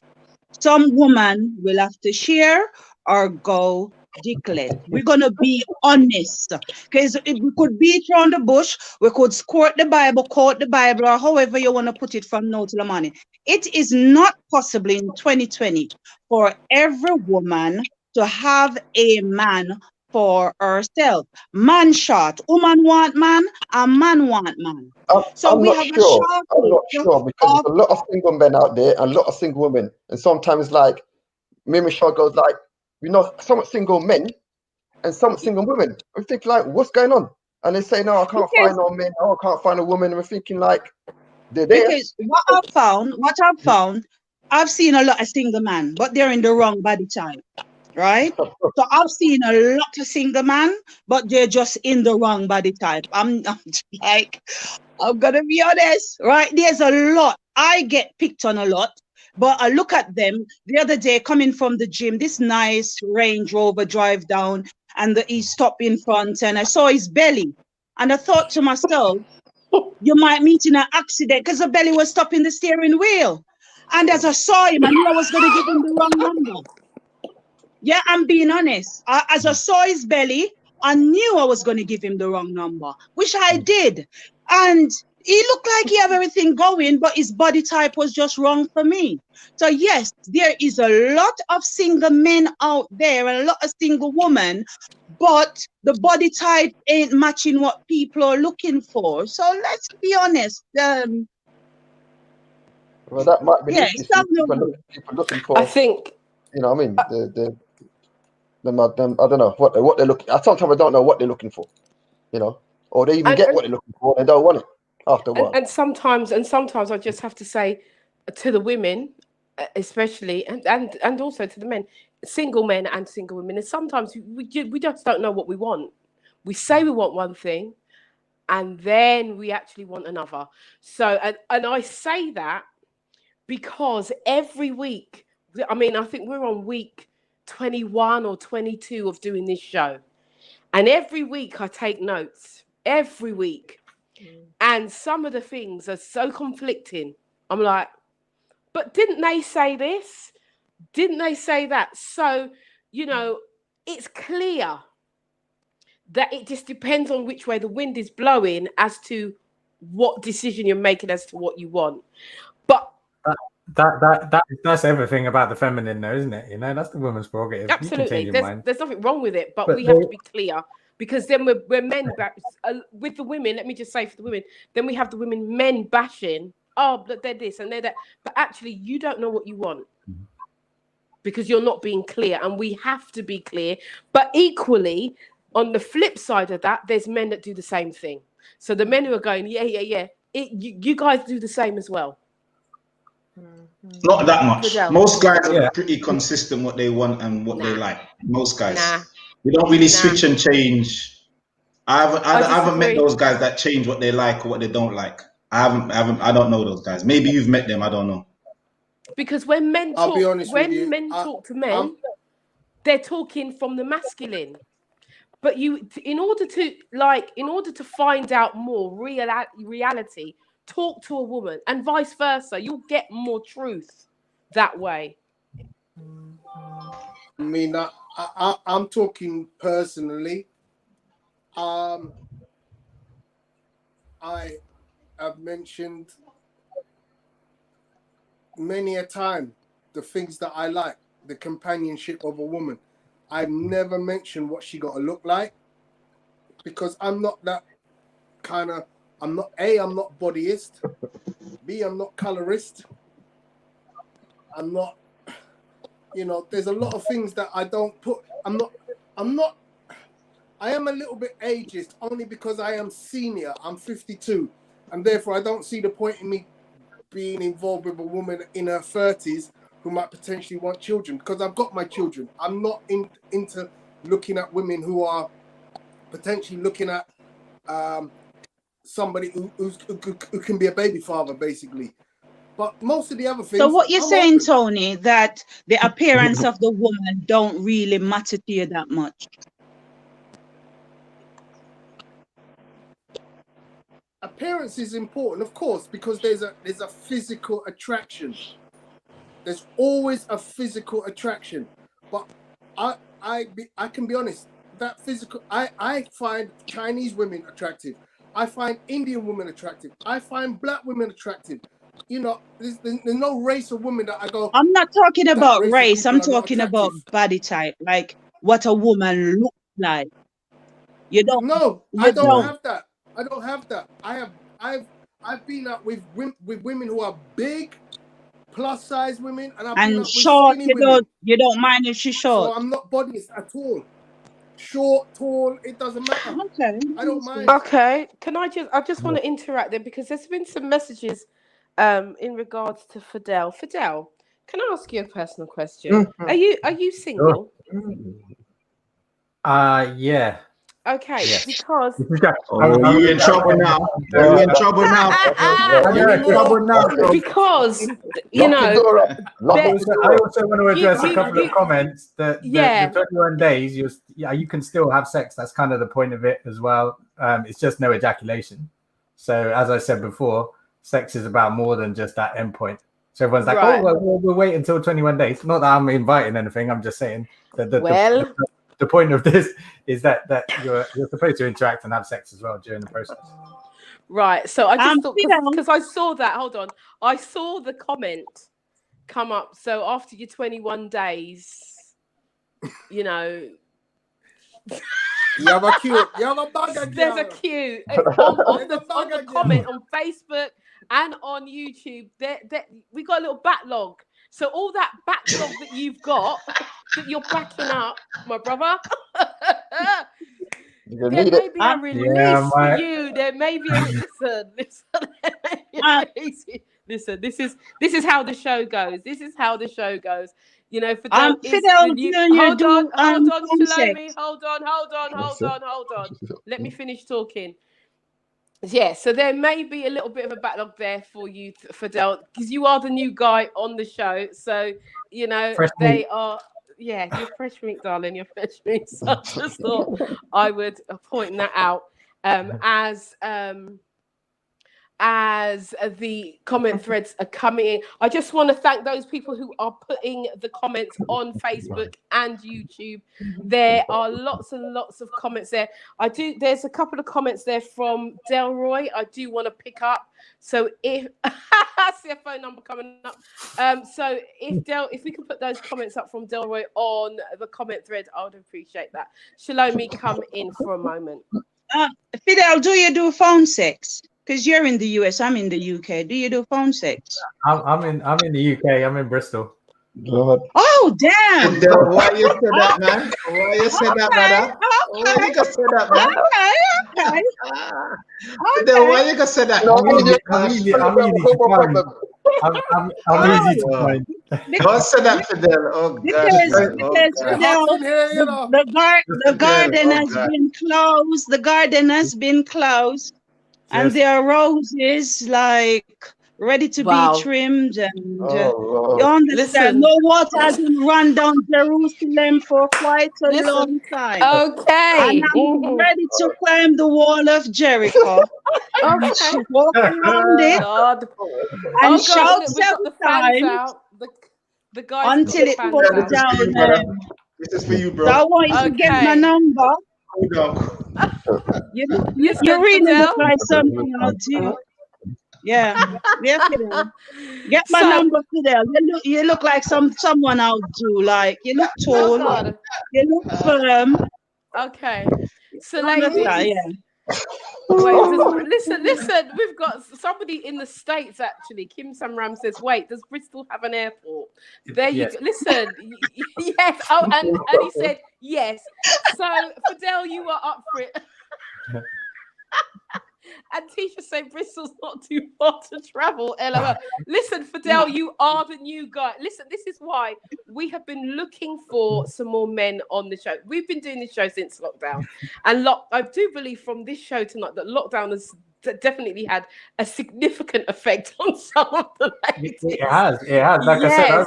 I run a women's group, and it's getting hot in there. There's like Yes. 700-800 women in there, and yeah, over the last few months, you can feel the How energy many? building.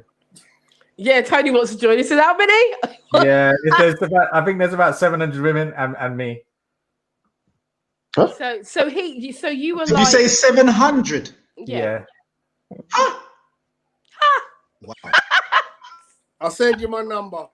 Oh wow! Now there's some people. I shared this on my Facebook, so now there's some people that I know that are going to come on here. I'm about to get roasted as well now. But don't So I have worry. to call you this is- Solomon then. Forget Yeah. Fidel. Solomon now. 700 women and a concubine. Jesus. bread. No, that's not what the group's about. But yeah, it's the temperature has been rising in there during lockdown, and like I said, that's because I think, and even more so, I think a lot of the guys are switching off and the women are switching up. Like I said, especially at our age, at a certain time of life, I think women come into their own at this point. Yes, I totally agree. I mean, we have gone slightly off topic, but I'm just allowing this to go because it's just organic conversation, which I think is really, really good and really effective. You know, they've got some people saying 700. Wow. You know, you are perceived as a don, Fidel. Yes. You are the Don Gargan, as they would call it back in the day. And Theo's taking off his hat. You've got a round of applause from Tony. You know, so listen, when we pick good, we pick gold. And Fidel was a friend of mine actually connected Fidel and I together. So and yeah, she said to me, "This is the good match for you, really good match." So thank you, Vivian Joy, for the hookup and the link up. Thank you so much for that. So, ladies, I'm going to come back to the ladies because this is about the ladies and how they feel. We're coming into the last half hour of the show. So I really want to get a sense of where the ladies are from this show and how they're feeling in terms of, you know, taking that role. I mean, and most of you have said that, yeah, you're up for being the dominant person in the bedroom. What does that look like to you? Anita Manning saying, "Yeah, Fidel's the Pied Piper." Go Fidel. See, it's listen. You know what happens normally every week? Somebody gets this. It's the golden mic. And even though the lyrics have not been dropping, I do believe that the person who's going to get it, well, actually, Shalomi's been dropping lyrics as always. But I think, Fidel, you're in good stead for this mic tonight. The golden mic. Yeah, it's, you know, but we'll see by the end of the night who is going to get the golden mic. Okay, so ladies, come in. Tell me how you're feeling in terms of this. Do you feel any less confident or more confident to take the role, the lead role in the bedroom from this conversation in terms of what men want? Any one of you can come in. Faye. There you go. I think I'm very confident. I'm confident outside the bedroom. I'm confident inside the bedroom. I am that girl. I've done it on a few occasions. I am that girl that will put on a Mac and drive to wherever I need to get to and do what I need to do, put my heels on and do all of that. I am, as I say, I'd like to think that I'm very adventurous. My problem is finding men who are as adventurous as I am. And that's where I find I have issues. They are, you know, and I don't know if it's because of the age group of the men. Maybe they're a bit set in their ways or whatever, I don't know. But I no longer want vanilla. I'm in my 40s. I'm at that time. I no longer want vanilla. I want, you know, Metropolitan. Is it Metropolitan? I want all of them together. And I'm prepared to put that out. I'm prepared to go as far as we need to go without, you know, hurting each other, of course, and without causing injury.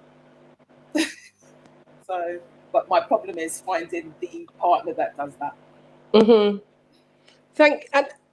Thank you for your honesty. And I actually, I'm going to have to side with what you're saying there, Faye, but I'm not going to say what I agree with. I'm just going to let Cheryl come in. Cheryl, come in.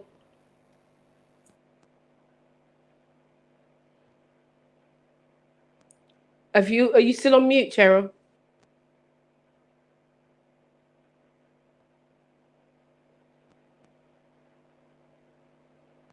I can't hear you. Can anyone hear Cheryl? No. Okay. Are you on?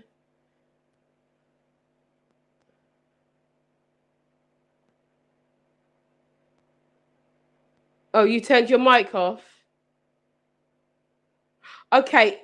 If we can't hear you, you might have to log out and log back in.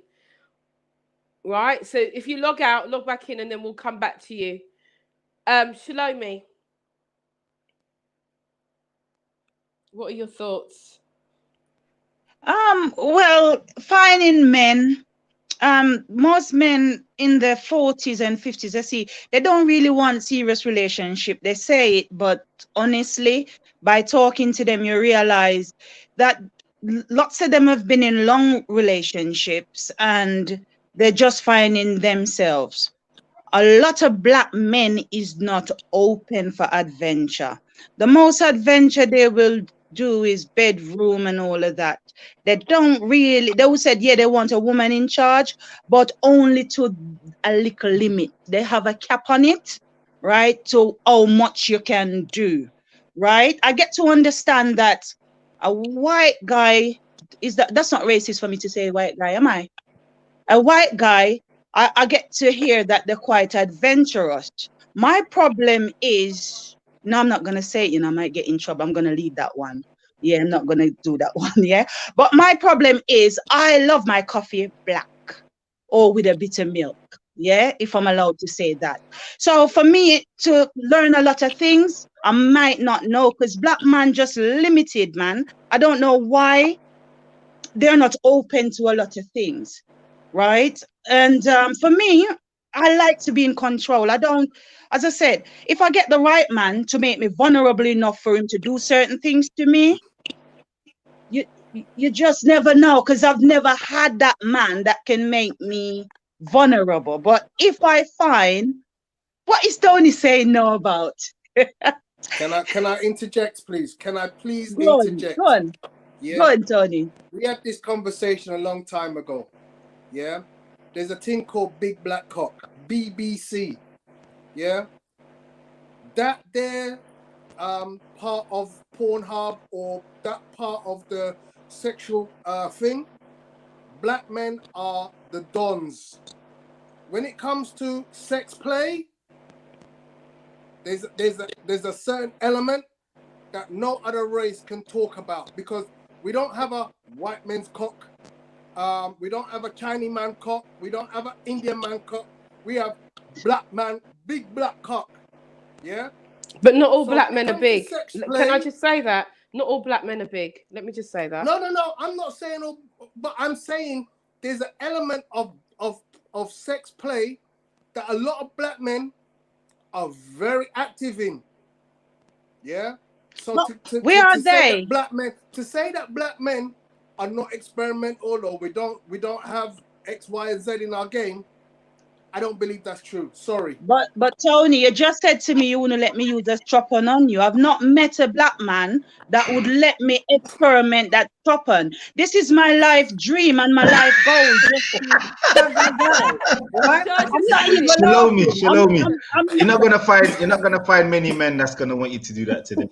They're, Unless they're you know bisexual or what? something. You're not gonna find many Can I straight men that's gonna want that. can I interject? Yeah. Can I just interject there? There are men out there, black, white, Asian, Chinese, who enjoy having a woman put a strap on and giving it to them up the arse. I'm just going to be honest with you. There are, you know, for you know, we got to be open and we got to think out of the box here, because just because somebody says they don't doesn't mean they don't. Let's just be honest. Some men do not feel comfortable admitting those things, right? And some men do. But there are men out there equally. Georgina Williams says many black men have no game. Absolutely. Yeah, anyway. Yeah, but so do many white men, Yvonne. Hold on. Nonsense about No, black no, men no. not Let having me the game. let It's rubbish, me because there ain't no such thing finish. as big white cock. Tony, We don't see that as a subsection on Tony, Pornhub. this is not your time to talk. Shalomi. This is not your time to talk. Shalomi. At the end of the day, you have to give other people their chance to give their experience just because it's not yours. And this is something that we go through every week. People have their own experiences. The lady said, and that's from her own experience, that the black men that she's been with don't have any game. You have to accept that that's her experience. Shalomi. It's her experience. Simple. Shalomi. Can I answer? Shalomi. Yeah. The problem you might be having, because you're looking at men's body, those guys that you've been turning away might allow you to do what you want to do, but you've been turning them away, so you don't know. The guy with the big fat belly, you might have loved it. You don't know.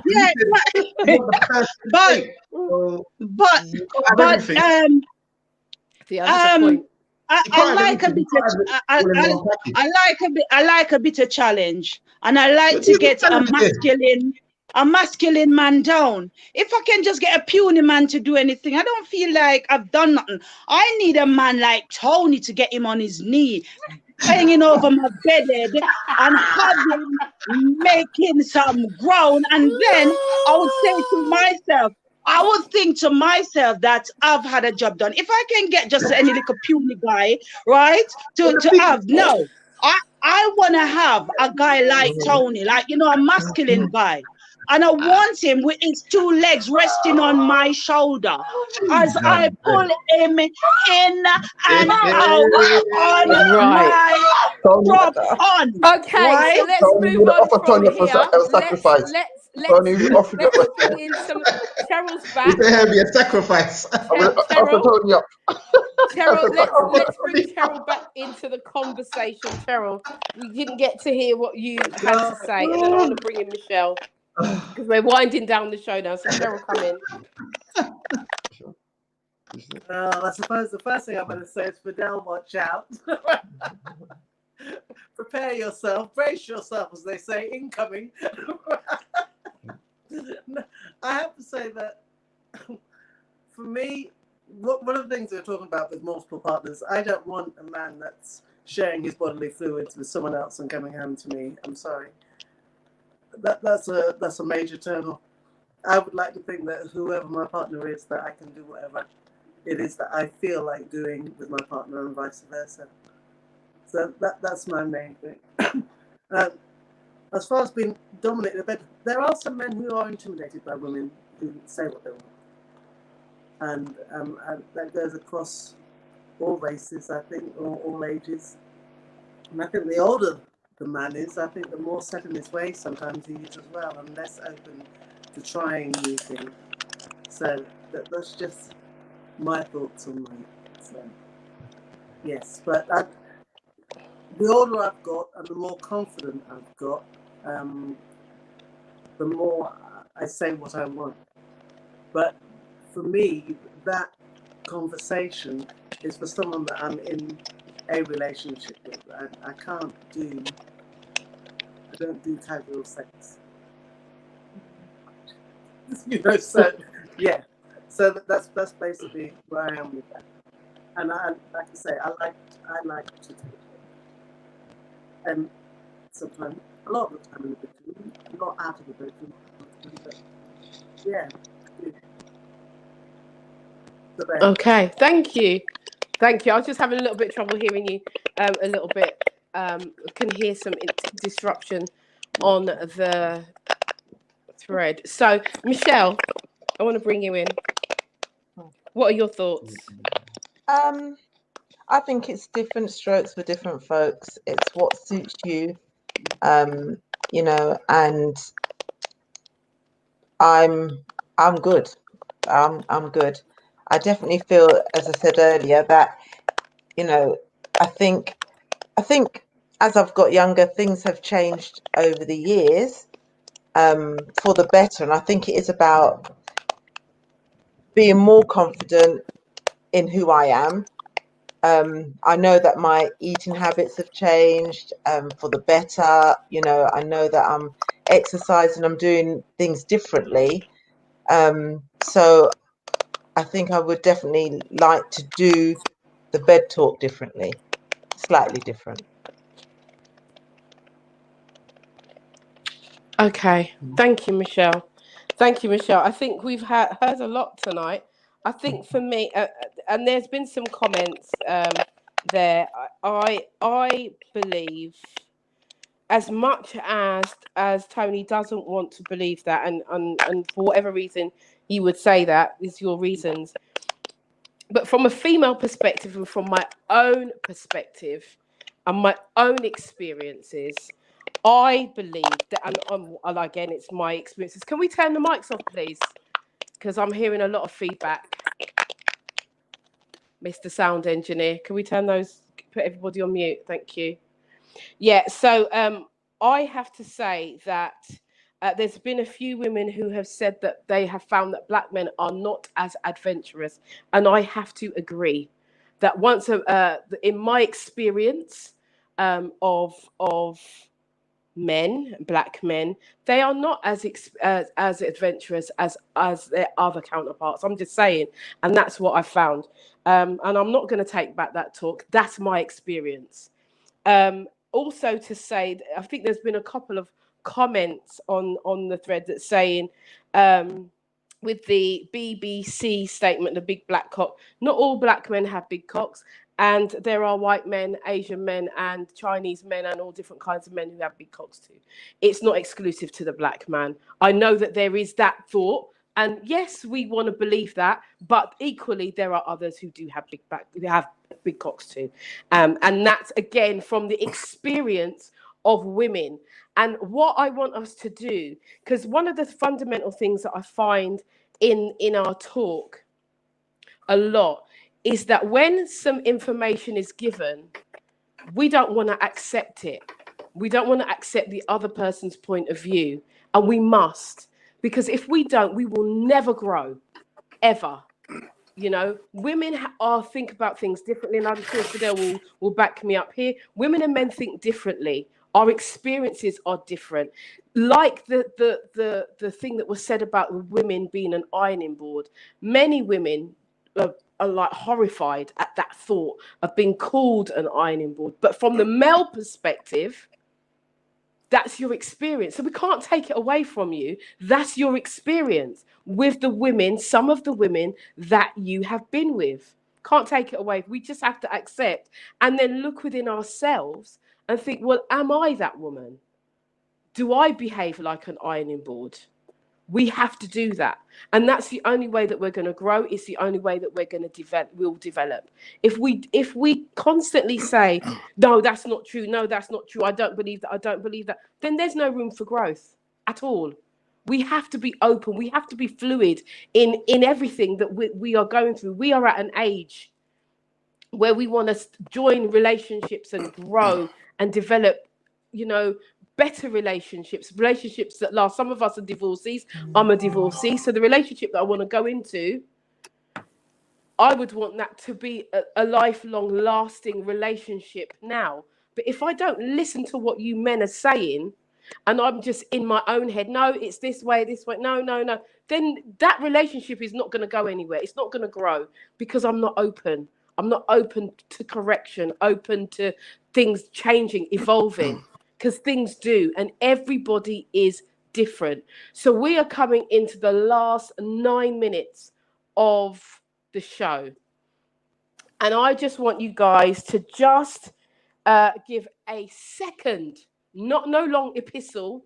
We're not asking you to preach a message, just a short, concise thing that you have got out of today's show. We are, and do that quickly because I do have an announcement. So I am going to go to Shalomi first, because I normally leave Shalomi till last. So Shalomi, come in first. Just give a brief summary of tonight's show for you. Well, it's quite good because hearing everybody different opinion on what they like, and it's very educational, if I might say. And I did enjoy it. And Fidel, I think we can start a thing. Okay. Theo, come in, please. No, it's always good. It's good to have Fidel on to give us a different perspective from a male as well. So it's good for that. But yeah, I'm always learning every week, so it's good. I'm enjoying it. And what have you learned?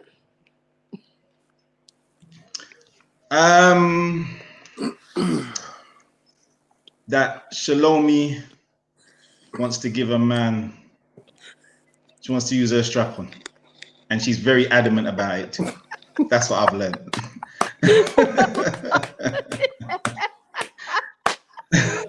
Okay, thank you very much. Tony, come in. Is Drew chuckling away, but Tony, come in, please. Well, I have honestly got to say, in all my life, I've never been propositioned the way that Shalomi has propositioned me today. I consider myself to be very, very open-minded, because I know there's a lot of comment I notice in the chat about black men and their open-mindedness, and I really do honestly believe that a lot of black men are open-minded. I'm not saying that it's all men, and again, you know, but I do know that there's a lot of guys like myself who are quite freaky in between the sheets. Yeah. When I was in my 20s, I could guarantee I used to go out with a bagger man. Yeah. And we used to get gal. And the stories we used to change, and Fidel be happy to help me out with this, and Theo be happy to help me with this. But I remember in my 20s, when I used to meet up with the boys and we used to talk about our sexual exploits, girls were getting thrown around chandelier for fun. Yeah? I remember back when I was in my 20s, we used to rent out a whole floor of a hotel, and beer madness would go on. And it's beer black man. Pure black man. Yeah? An X amount of gal. Yeah? So I don't know where these quiet black men are, because I used to roll with some ballers. Yeah? So can I just ask a question there? When these men were like swinging women from chandeliers and that, were you in the room at the time? Did you see it? Right. Damn right. So you were there witnessing. So you had an orgy. Yvonne, I was young. I'm just asking. Yeah, but we're not talking. Yeah, but we're not talking. Actually, the men that we're talking about, we're not talking about 20-year-olds. We're talking about 40-year-olds. That's 20 years on. Okay, so what are you trying to say? That they've suddenly forgotten. They've suddenly forgotten how to play with women. No, what I'm saying is that lifestyle changes things. Lifestyle changes But things. sex And is if you, sex. no, it's not. Sex is sex. If you don't look after your body, then your body will not My function the body way is that you good. want. But you may look after your body, but I not do. every I'm man a does. vegan. Not, but My not body is every man. very good. I Not run 10 every, miles. and that's I ride look. 30 miles in a Self-praise week. is no recommendation. Yeah, I'm but just my gonna body say is that. good. But I'm not saying it's not. What I'm saying is the general consensus on this thread here, right, of all the women on this thread, if you put them all together and they are Is collating evidence, right, they are saying that saying, black men right, are not they are. adventurous. This is what they're saying. So therefore, you have to go with the collective. Because Well, I'm that's saying I that. was Hold with the on, that's collective. a general I used to experience. roll with the collective. Well, you didn't. Theo, come and Clearly, talk to clearly these you women. didn't. Clearly you didn't. Somebody, please. So Tell we me are about- now tell me moving about on men, because this them- is not the Tony show. We're moving on. Faye, But I've got come a in bag- with I've what got you. a bag of man that are No, telling we're me- done. The top. Look, we've only got Alright. 4 minutes left. Faye, come in. Tony, you're just. I'm just. Thank you, Deborah. We're talking about men in their 40s and 50s. We're talking about men that that for us women, we ain't looking at men that are in their 30s and 20s. If I wanted a 20-year-old or a 30-year-old, that's where I would go. But I'm talking about a man that's mature, that's in his 40s, that's in his 50s. I'm telling you, that's not my experience. And on the thread, it's not the women's experience, Tony. You have to listen. Because these are our experiences today. Faye, You can let shake me- your head all you want to. Okay. Tony, you've had your talk. Tony, you've had your talk. No, you've had your talk. No, You haven't one got thing. time. Because you don't Tony, move we in do a not certain have circle, time. Yvonne. So We I do understand, not but have I've the got to time, respond. Tony. You We've don't know got what to circle move I'm on. moving, Tony. How can you tell me what circle I'm moving? Okay. No, so no, have no. you been on the swinging You're scene? wrong. Have Because you you can't been tell on me the what swinging circle scene? I'm moving. Have you been on the You swinging can't scene? assume what circle I'm moving in. Have you been on the swinging You scene? can't tell me what circle. Tony, Have yes, you I've been been on on the swinging swinging scene? scene. I've been to sex parties. I've done all of those things. And let me tell you something. Those men are not looking. Those men are not looking for what I'm looking for. Is what I'm saying. But are there black men Those there? men are looking to swing. Those men are looking to have go with sex We need parties. to Those wrap men it are up looking for now, casual guys. stuff. We need I'm not to looking wrap for it casual up. stuff. You guys need to be obedient on here. When I say no, I mean no. Yeah? Because you're disrespecting me. And I will not have it. Okay? So it's time to move on. Thank you, Faye. Cheryl, can you give me your last input? We've only got 2 minutes left. You've taken other people's time.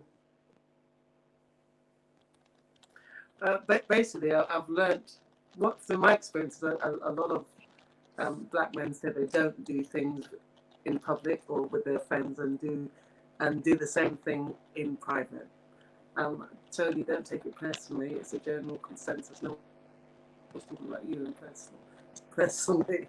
And I do think that the older men get, I think they are less inclined to be adventurous. That's my kind of take of it. And that's not everyone, Tony. That's not a blanket saying I'm going through my personal experience. But it's been great, and it's been great meeting you for that. Good to see you. Yeah, it's a great conversation, and it's good for us to talk about these things. And I think it's, so thank you for that, Yvonne. It's been great. Thank you. Thank you. Michelle and Herbie. And then I'm going to bring you in, Fidel. I'm leaving you to last. I'm saving the best. Michelle and Herbie. I would just like to say, as I said earlier, different strokes for different folks. I think that there's been some contradictory comments today, bearing in mind what was said a few weeks ago, and throughout some of the things that we've discussed. But I'm looking forward to next week, and it's been good, always informative, and I enjoy the conversations. So Herbie. Well done, Yvonne. Yeah. And it was good today. I enjoyed it. Everyone's different, men different, we talk about typical black men, but it's not really typical black man, among my peers, I'm 55 plus, you know what I mean? And and I think I'm quite adventurous, but with my circle of friends or circle of that kind of age group, I think I'm you know what I mean, I'm more a bit more than others, you know what I mean, for what I do, and I don't do that much, you know what I mean, compared to what's going on out there. But yeah, you know, it's really what, you know, what works for you, to tell the truth, you know what I mean. There's no right and there's no wrong in this, you know what I mean, you know. And you know, it says, you know, size, body size, whatever, you know, some people just attract a certain type, and you know, it's just, yeah, but you know, it's what works. It's what works for you. What keeps you happy. Thank you. Thank you very much. Fidel, come in and give us your overview of today. So this has been like, I talk about this stuff quite a lot, but this is the first time I've been invited onto a show with an all black panel. Most of the time when I go in and I talk to groups, or I talk with groups about sex and so forth, there's very few, if any, black people involved in those conversations at all.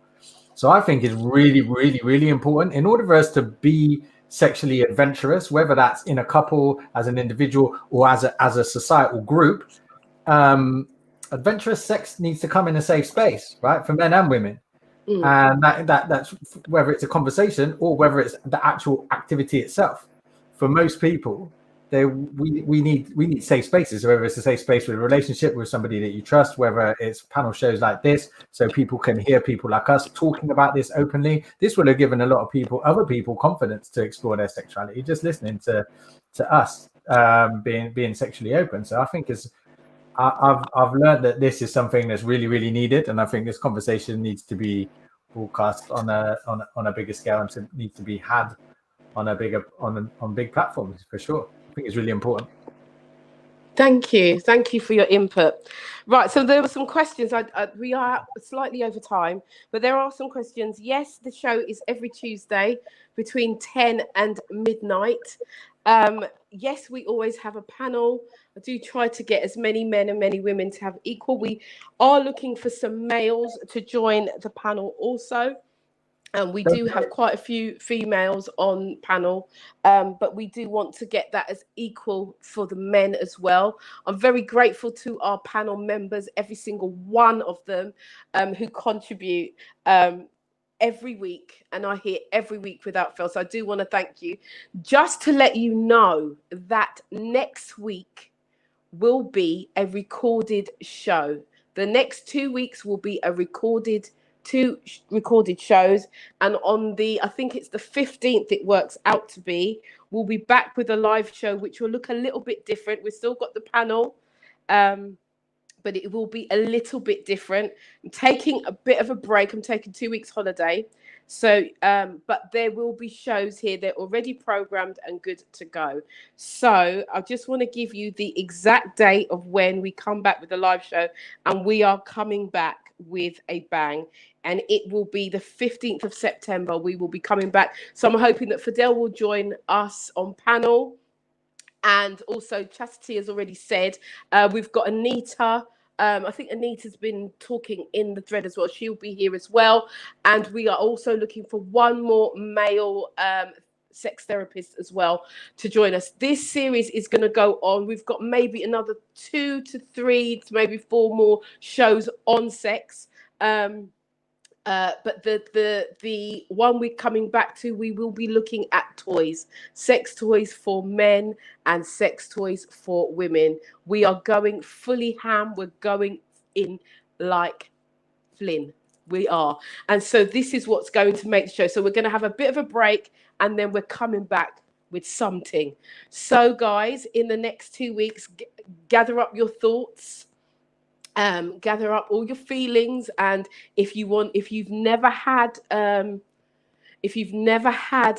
experience with a toy, now is the time to experiment. And if you want to wait for the experts to come and to help us to use the toys to our best advantage within our relationships, then come back in 2 weeks' time. We will be here live on MediaNet TV. We will be on Yvonne Michelle TV. We will be on Facebook and both Facebook pages. So we're on 4 different platforms as we are streaming, and we are looking to go even further. We're looking to increase the platforms by another 2.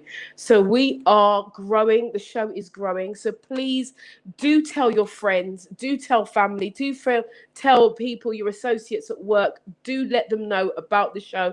They will learn. Yes, we have a laugh. Yes, we do. But we also, there are some serious moments, and we are learning. And if you see anybody on this who you think you like, please do DM me, and I will hook you up, and you can have conversations, because ultimately that was what the show was about from the beginning: connecting people, connecting single people to find love, to find partnership. So I've got a message here for Fidel from Ruth Carter, who says, Fidel, you've made a great impression. I do want to thank Fidel for joining us today. Thank you so much for being in. Delroy Tollock is saying, thank you all, good show. Thank you, Fidel, for being here. I do hope that we'll see you back in 2 weeks' time on the 15th. I hope you'll be here. I know that Chastity will be here, Anita will be here, and we will have another male sex therapist as well, as we start to look at the toys in the bedroom.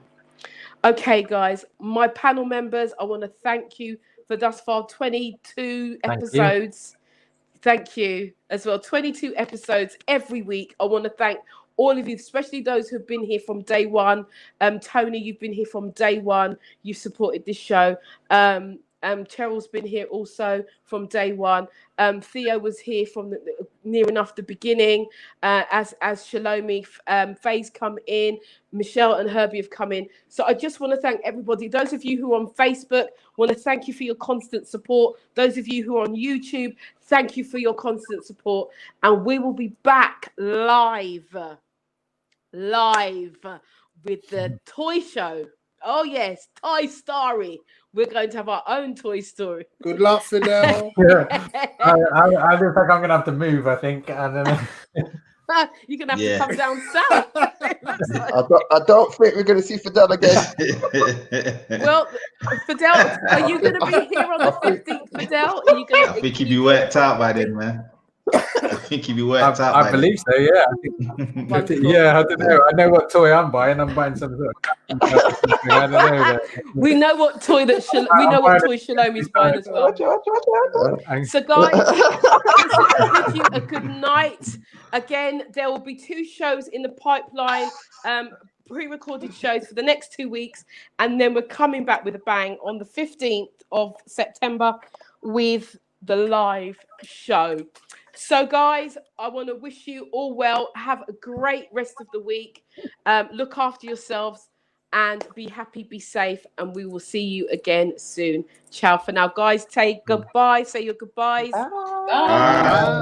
Bye. Stay online, Fidel. Stay on the line. Stay on. Stay on. You ready? You got me running. Got me running. Shake it, shake it, shake it, shake it.